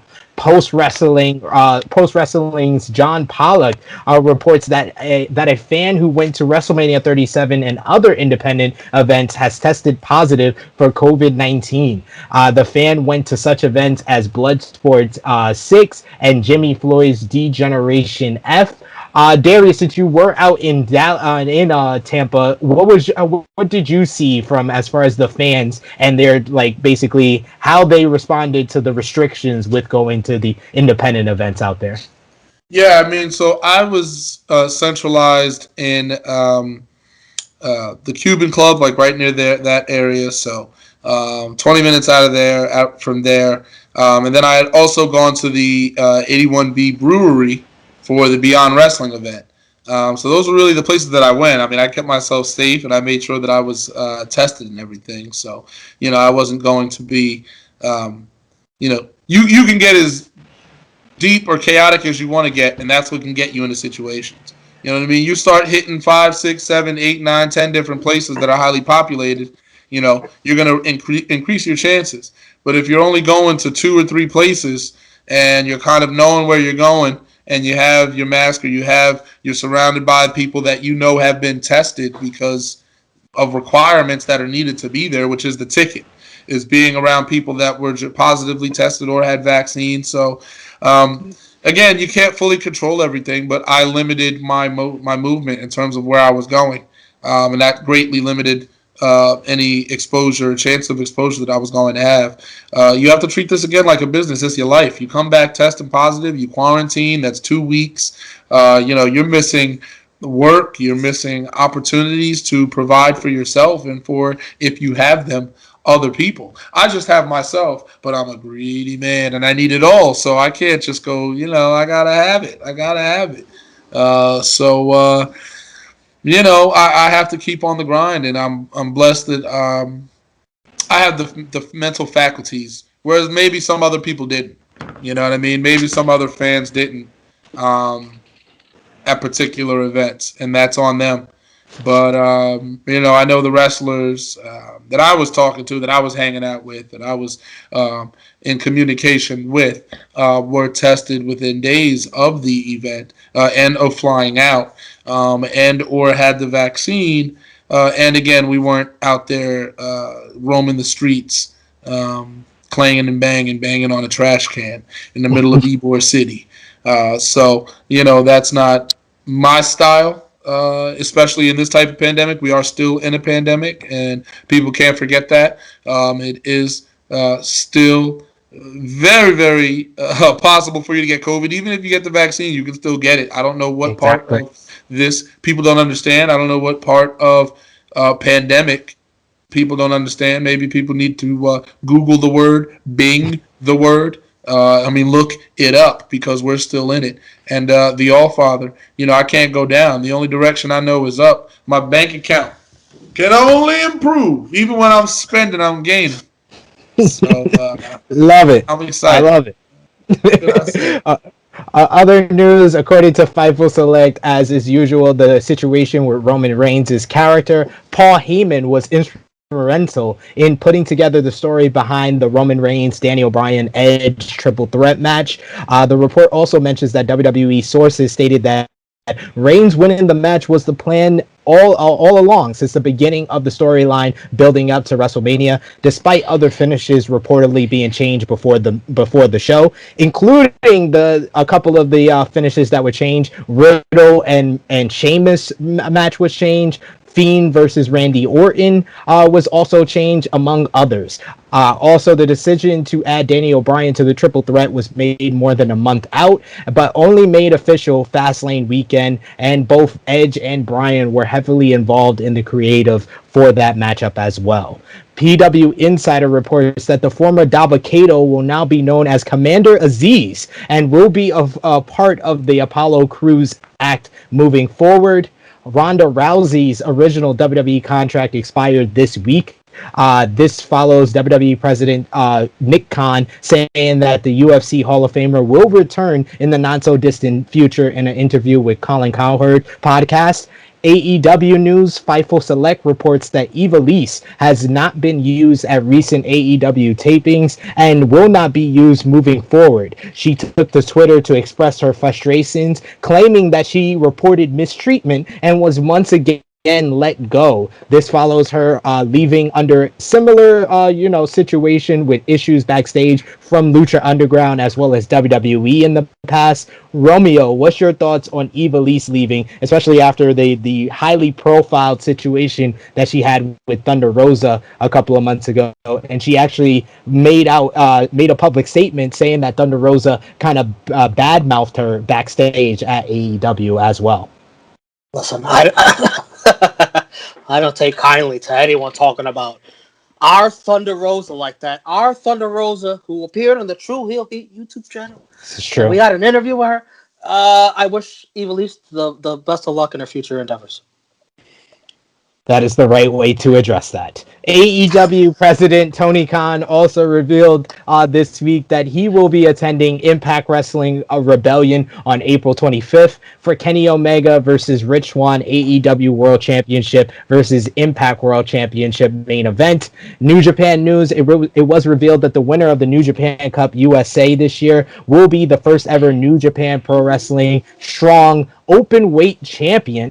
And Impact Wrestling news, we have Impact Wrestling's first Thursday show gained viewership up to 168,000 viewers. ROH news, Darius brought up ROH earlier talking about O'Shea Edwards, but a new superstar signed with ROH is a returning superstar as Mike Bennett and Maria Kanellis have officially signed with Ring of Honor. And NWA news, NWA World Heavyweight Champion Nick Aldis and the former WWE superstar Andrade have teased a title fight on Twitter this past week, with the former WWE champion retweeting a Fight TV tweet asking who fans wanted to see face Aldis for the title. Our final segment on this edition of Tru Heel Heat 121. We just decided to do something different. No big shows coming up. We're coming out of WrestleMania weekend, so we wanted to do something themed for WrestleMania. So because we just had two probably of the top 10 WrestleMania main events of all time at WrestleMania 37, I thought it'd be appropriate if all of us give our top 5 WrestleMania main events of all time. You can have your own reasons for why you pick certain ones. You could. This is not where I am saying the top 5 best, but it could be your favorites. It doesn't have to be what you view as the best. It's the ones you have a personal connection with. So I will start things off coming in at number 5. Well, first I want to give an honorable mention. I had to choose between one of the main events from WrestleMania 37. So I am gonna choose, as my honorable mention, Roman Reigns versus Daniel Bryan versus Edge. I love that match. I feel like it's arguable to be in the top 5, but I'm leaving it off as my honorable mention. Coming in at number 5, I'm gonna go with Sasha Banks versus Bianca Belair from WrestleMania 37, the historic main event, 2 women of color. You've already heard what we said about that match earlier on in the show. Coming in at number 4, WrestleMania 30, Daniel Bryan versus Batista versus Randy Orton. Daniel Bryan is one of my all-time favorites. That's with the best ending ever to WrestleMania, in my opinion, so I had to put it in here. Coming in at number 3, another triple threat, Chris Benoit versus Shawn Michaels versus Triple H from WrestleMania 20. Yes, it's very hard to go back and look at the match, but if you are hard hitting, technical wrestling, and then it's like a mix of the WWE formula where it's like 2 in, 1 out, but it's like in a very cool way where once the two people are in the ring and they're having that match, the third person comes in with their style and totally blows up the whole match. It's great. It's a great match, worth going out of your way to rewatch. And then the top two, I feel like this is unarguable, ladies and gentlemen. Unarguable, the top 2 best WrestleMania main events of all time. Coming in at number 2, I'm going to go WrestleMania 26, Shawn Michaels versus The Undertaker, career versus streak. I can go all day about that match. The running down that hill video package for Shawn Michaels getting his match with Undertaker is my favorite video package of all time. And coming in at number 1 is what a lot of you people would call the greatest video package of all time. WrestleMania 17, Austin versus Rock 2. I feel like that is like peak. That's the ending of the Attitude Era. I don't think it gets any better than that as a WrestleMania main event. Romeo, you are next up. What is your top 5 WrestleMania main events? Damn, you kind of make me rethink of what the order I put it. But this is my personal order. Yes. Number 5. This may be a little bit out of the way, but I have Austin HBK WrestleMania 14 with Mike Tyson. The passing of the torch. It's almost like the New Generation era to the Attitude Era. Even though Shawn Michaels was not at his best, the Austin era has begun. That's my number 5. Number 4, I am going to go Triple H, Benoit, HBK, WrestleMania 20, the drama, the crowd, MSG, the moment with Eddie Guerrero afterwards. What a moment. No matter what you think about Chris Benoit, it's hard to look back at that, but yeah, I agree. Number 3. Jesus, you're making me think this over. I'm going to go Rock versus Austin, WrestleMania 17. What? Yes, number 3 for me. Oh, okay. WrestleMania 17, legends, absolute legends at the top of their careers, the Astrodome. But that dirty finish with Vince McMahon, that pushes it to number 3. Number 2, Taker, HBK, WrestleMania 26. HBK's semi-retirement streak versus career. Not as good as 25, but still, wow, it's a main event. And number 1, I'm being biased. I was there. Bryan, Orton, Batista, WS movement. Yes! Yes! You don't know what that weekend was like, SP3. Oh, my God. It was all on Bourbon Street. It just a weekend that I can never, ever forget. We needed it after Undertaker's streak ended. Absolutely. Yo, to follow that Yeah. that killed the crowd, but they still popped for Daniel Bryan. Yeah. That's a credit. It's a credit to Daniel Bryan's connection with the fans for sure. Top guy JJ, you're next up. Yeah, I mean, listen, it was kind of an easy 5 for me, but it was just kind of where to put them. I'm going number 5. I'm going right into the guns, right into WrestleMania 30. Like that main event for me, number 5. I'm a fan of Daniel Bryan, but I'm not as big of a fan to put him that high on my list because I'm just fans in other areas. But that was one of the greatest WrestleMania moments of all time.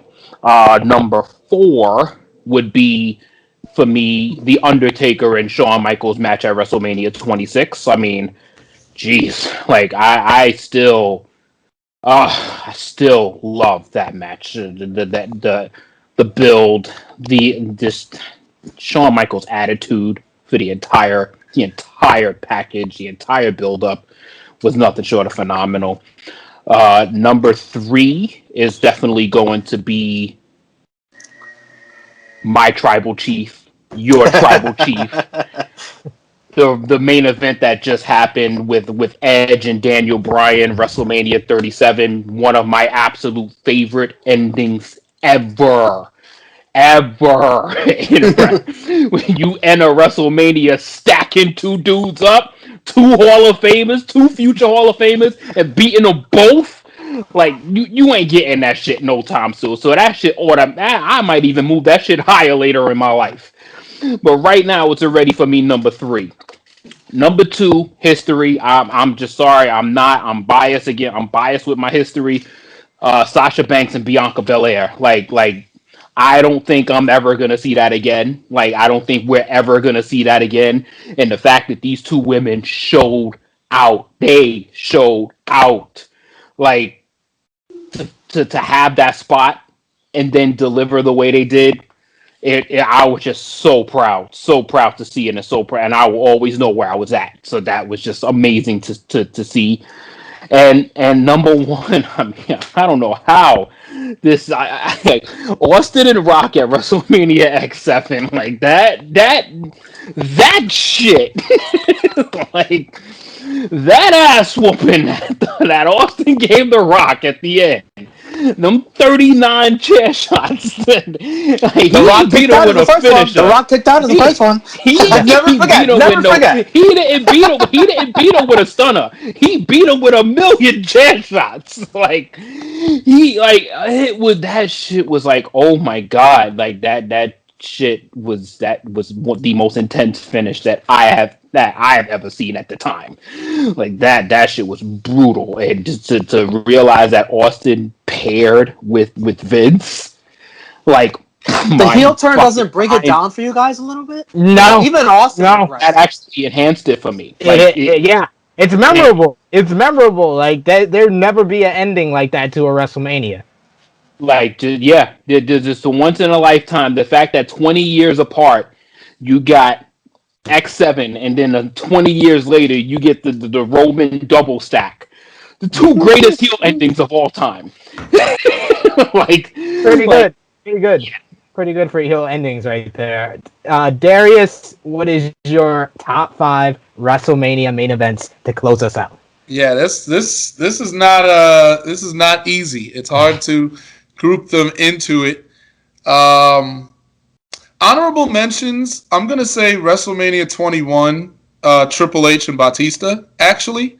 That match was criminally underrated. It was the creation of Batista, and Triple H did everything that the man was supposed to do in that match.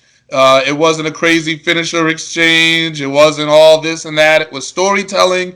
It was Triple H trying everything in the book, and Batista just overpowered him, bloodied him up. Batista bomb, middle of the ring. That's an honorable mention. You know what I mean? That match for me. Oh man, it's hard to put it into an order. I guess another honorable mention is going to be Hogan Andre.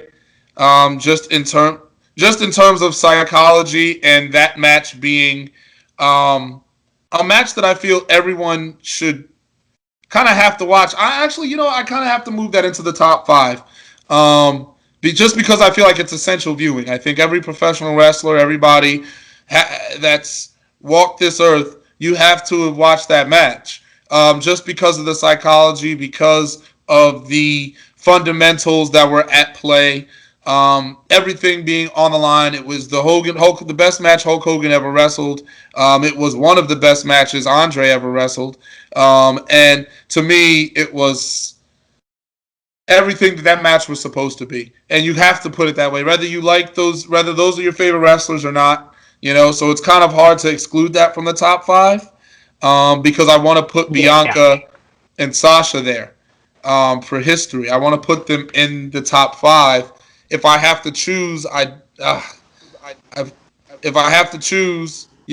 for history's sake, it's hard. I almost want to tie those at 5, for different historical reasons. I want to put them both on the list very badly, and I really don't feel like it's right to exclude either of them. So I'm going to cheat a little bit. I'm going to bend the rules, if I will, and I'm going to tie that at WrestleMania 3 between Hogan Andre, and then WrestleMania 37 between Bianca and Sasha. Number 4,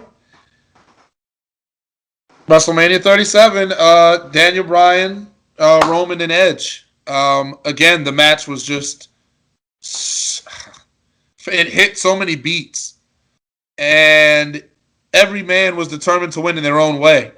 And the story really, Edge did this all to himself. Okay, if you really think about it, if Edge had just let Roman and Daniel Bryan have their singles match at Fastlane, he would have just faced the winner, who would have been Daniel Bryan, and that would have been it.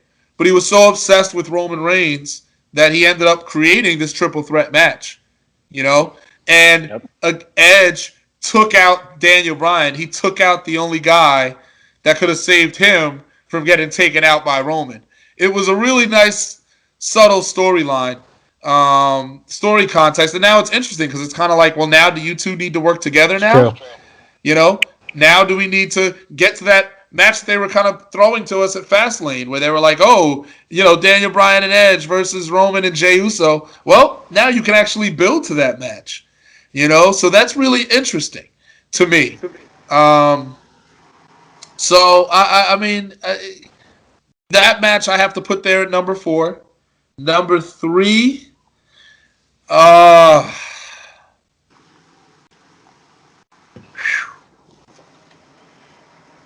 it's not easy. Number 3. No, it's not. So Hawkfather, did you honorable mention the 21 match? I'm sorry if I missed that. Yeah, you did. That was your honorable mention? My honorable mention was Triple H Bautista. Okay. Gotcha. WrestleMania 21. A totally underestimated match. Again, perfect piece of business. I wish more matches existed like that. And another honorable mention, if we want to get at it, is Brock Lesnar and Kurt Angle from 19, which that would be my honorable mention. Which was I'm just kind of throwing them out there because they deserve their respect. 3 honorable mentions for the All Father, and I'm tying with 2 number 5s. But it is what it is. I'm the All Father. I can do what I want. This is hard. It's hard to do. It's hard to do. So again, my number 5s being Sasha Banks and Bianca from 37, and then WrestleMania 3, Andre and Hogan. Number 4 being WrestleMania 37, the triple threat match, Roman, Edge, and Daniel Bryan. Number 3, I'm going to say.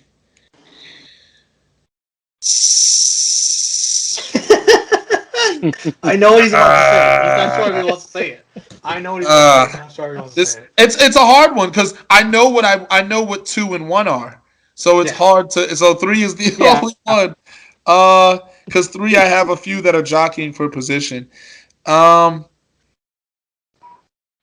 It feels like this list could change like any day, like tomorrow. Yeah, literally. That's the you got another list. No. Number 3. I'm sorry. Number 3 is Undertaker and Shawn Michaels.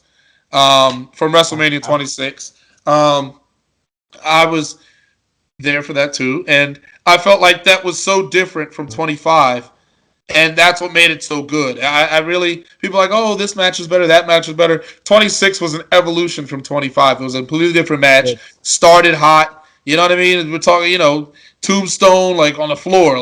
This is like, WrestleMania. That was really something. Darius, can I ask you a quick question about that? Do you feel that Shawn Michaels coming out of retirement brings that down a little bit, or no? Absolutely does. I wish that never happened. Mm-hmm. I thought it was unnecessary. Yeah, I thought it was unnecessary, and now I feel like he has to come back again because he doesn't want to end on that note. Not that I didn't say what you want about the match. It was just I felt the match was unnecessary. That's all it was. It didn't need to happen. He should have. Shawn Michaels, Adam Cole. Let's go, baby. No. Whatever. Give me one thing to forget. I don't need to. Truth with a capital T. Delicious and hot. And number 2 for me is going to be Daniel Bryan, Randy Orton, and Batista. I thought that was just a tremendous, again, piece of business. Randy Orton had his working boots on. Randy Orton, that was one of his longest reigns, and that was a tremendous champion because he was one of the only people that could have taken the brunt of that time period, where Daniel Bryan was so immensely over that it was hard to even be in his shadow. It was hard to even exist. And it took somebody with fortitude. It took somebody that could stand the test of time to be champion while Daniel Bryan was red hot, white hot, and Orton was able to carry the ball. I don't think anybody else really could have at that time. You know what I mean? Cena was meant to be the guy, and Cena was getting kind of overshadowed by Bryan in a sense. You know, Bryan was just eating that reaction up. So you needed to have somebody there that could constantly hold it down, that didn't need to get those reactions, particularly to stay in the game, because they would always get in with their work and they would be able to be the constant. That's what Randy Orton was. So that triple threat match was an absolute remarkable piece of business. And then my number one, which is being WrestleMania 20, Triple H, Chris Benoit, and Shawn Michaels. So that to me was the perfect match. There was nothing more you could ask of that match. It was fundamentally flawless. Triple H was the champion. He got himself into that situation with those two. Really, Shawn Michaels kind of weaseled his way, but Triple H had an enemy that he couldn't beat in time to get to Benoit. And I thought that was a nice story. Like, Triple H couldn't get Shawn off his back through 2000, 2003, going into 04. And it was like, oh, now it's been, and it's like the Royal Rumble, it's a draw, and then like Triple H, and it was great. It was awesome because I loved Triple H's championship runs. I know people like to give him all the flack in the world, but then nobody says anything about Shawn, you know. But Triple H gets the flack. Meanwhile, Triple H held it down when there was nobody else that was really able to at that time, whether you want to admit it or not. You know, the only other exception could have been Kane, in my opinion. But, you know, it was Triple H held it down when there needed to be a guy to hold it down and have those matches with Shawn Michaels where they had tremendous chemistry through 03 to the beginning of 04, where Triple H was having banger after banger. And then it built to this triple threat where the story just paid off. It culminated. The champion tapped out in a triple threat match, so there was no excuses. Benoit got the celebration, the moment with Eddie. Everything about that match was perfect. And it's hard to beats, and to beat out the Daniel Bryan match, it had to be, because the Daniel Bryan match is close to perfect as well.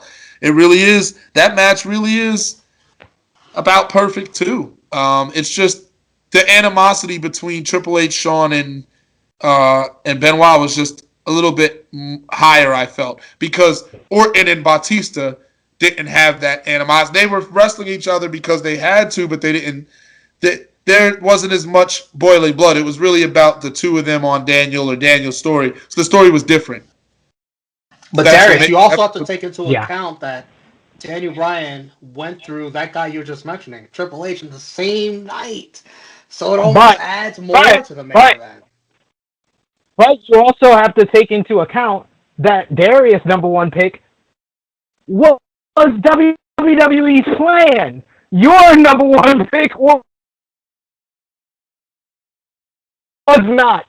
That wasn't the plan. That was not the plan at all. Daniel Bryan in that main event, that was just happenstance. It kind of just isn't that beautiful? They formed it together as where Christian winning at WrestleMania 20 was the plan.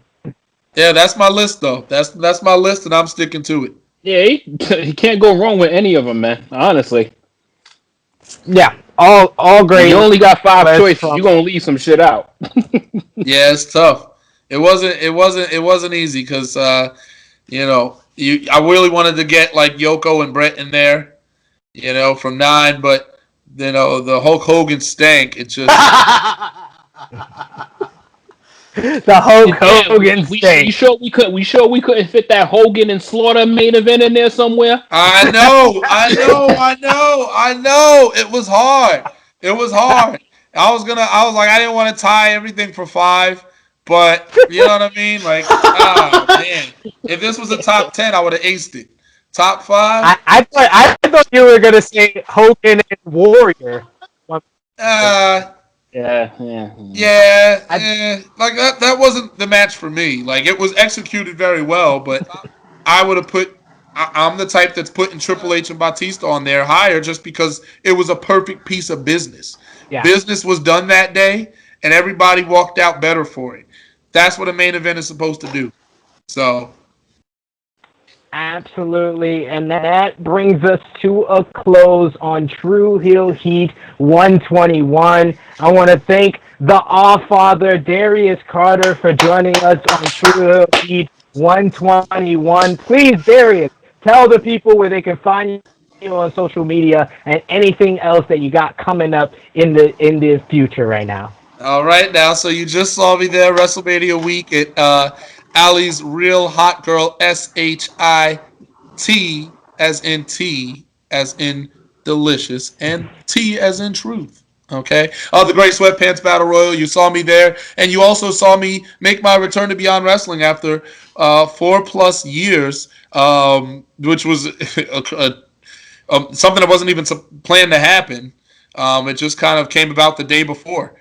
And it was a tremendous surprise, and I was glad I was able to get in there with Lamont Williams, from who was there from 10 years ago holding down the fort when I was a rookie. I was 1 year in, so I was able to have that match at Time Capsule, defeat him, and make some waves there. And now I have some things coming up. I have Warriors of Wrestling coming up, the Hostile Collective. Teaming against Vinny Pacifico and two opponents of to be named. So that's going to be very interesting. Pacifico cost me my title, so I'm out for his life.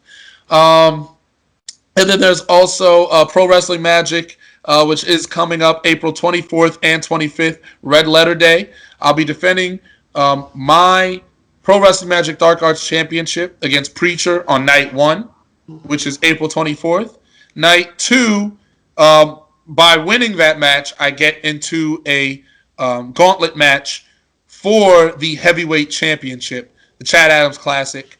So I'll be competing back-to-back pay-per-views, which is the trend for the month of April, as you'll see. So check that out. Let's go! All right. There's also another event that'll be happening that I can't fully disclose, but I'll give you the date, and you can look up shows that are running that day and take your guess. But April 24th as well. So I'm actually going to have 2 events that day. And then there's also Frog Sport, Camp Leapfrog, representing the Catch as Catch Can style. It's their version of Bloodsport, Frog Sport.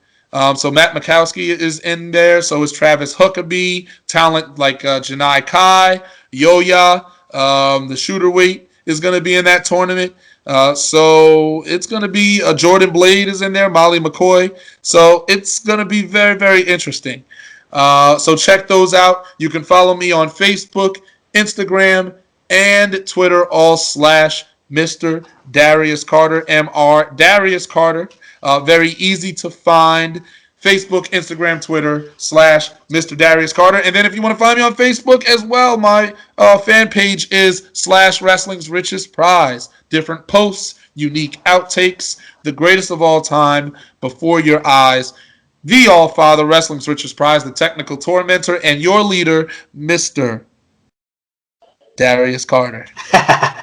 I love it. And you can find Darius Carter May 29th at Battle Club Pro. May the franchise reign, as announced earlier by Joakim Morales, the owner of Battle Club Pro. It's going to be Darius Carter versus O'Shea Edwards versus Edith Surreal versus Yaya the Gifted One. Fatal 4-way, one of 4 fatal 4-ways to determine who moves on in the field of 16. And Tru Heel Heat is rooting for Darius Carter, as always. So thank you, Darius, for joining us.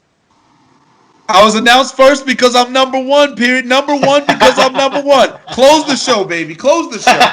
Absolutely. Romeo, where can they find you on social media? The Pride of NY, Twitter and Instagram, right here on the Tru Heel Heat YouTube channel. NX3, our new show here, where we cover NXT, a debut episode. SB3 was kind enough to join me and Ness and Chris G, and also True Rewinds. Hopefully it's on the channel by the time you see this. Maybe not. Maybe it'll be on Sunday, where we cover True Rewind number 45, where we cover WrestleMania 12. Check that out. And Top Guy JJ. You can find me on the Tru Heel Heat podcast weekly with this guy here, SP, and the lovely Miss Chrissy Love. But just go follow Darius Carter, damn it! Like I'm not following behind that awesome soliloquy that he just did. Go follow the All Father for fuck's sakes. I mean, what the hell? Like, man, fuck my handle for the day. Go follow the All Father. Like, you got listen, man. You gotta see greatness when you fucking get the chance to see it. So there you go. There you have it for this week right here. Go follow the All Father, damn it. Yes, follow the All-Father. Follow me, Tru Heel SP3. Follow the gang, Tru Heel Heat, on Facebook, Twitter, and Instagram. Shout outs to all of our partners, Warrior Wrestling, Mission Pro Wrestling, and of course, Battle Club Pro. And you can listen to Tru Heel Heat on all your favorite audio podcast platforms. Drop this video a thumbs up. Share this video with all your wrestling fans, friends, family in the comment section below. You heard our top 5 WrestleMania main events. Give us yours in the comments. And if you are new, push the subscribe button for more Tru Heel Heat. So, for our very special guest, our most appearances by any special guest, Mr. Darius Carter, wrestling's richest prize. Go out of your way to follow his journey. For Romeo Anthony Colon, for Top Guy JJ, it is me, your Tru Heel Phenom, SP3. This has been Tru Heel Heat 121. We are signing off until next time.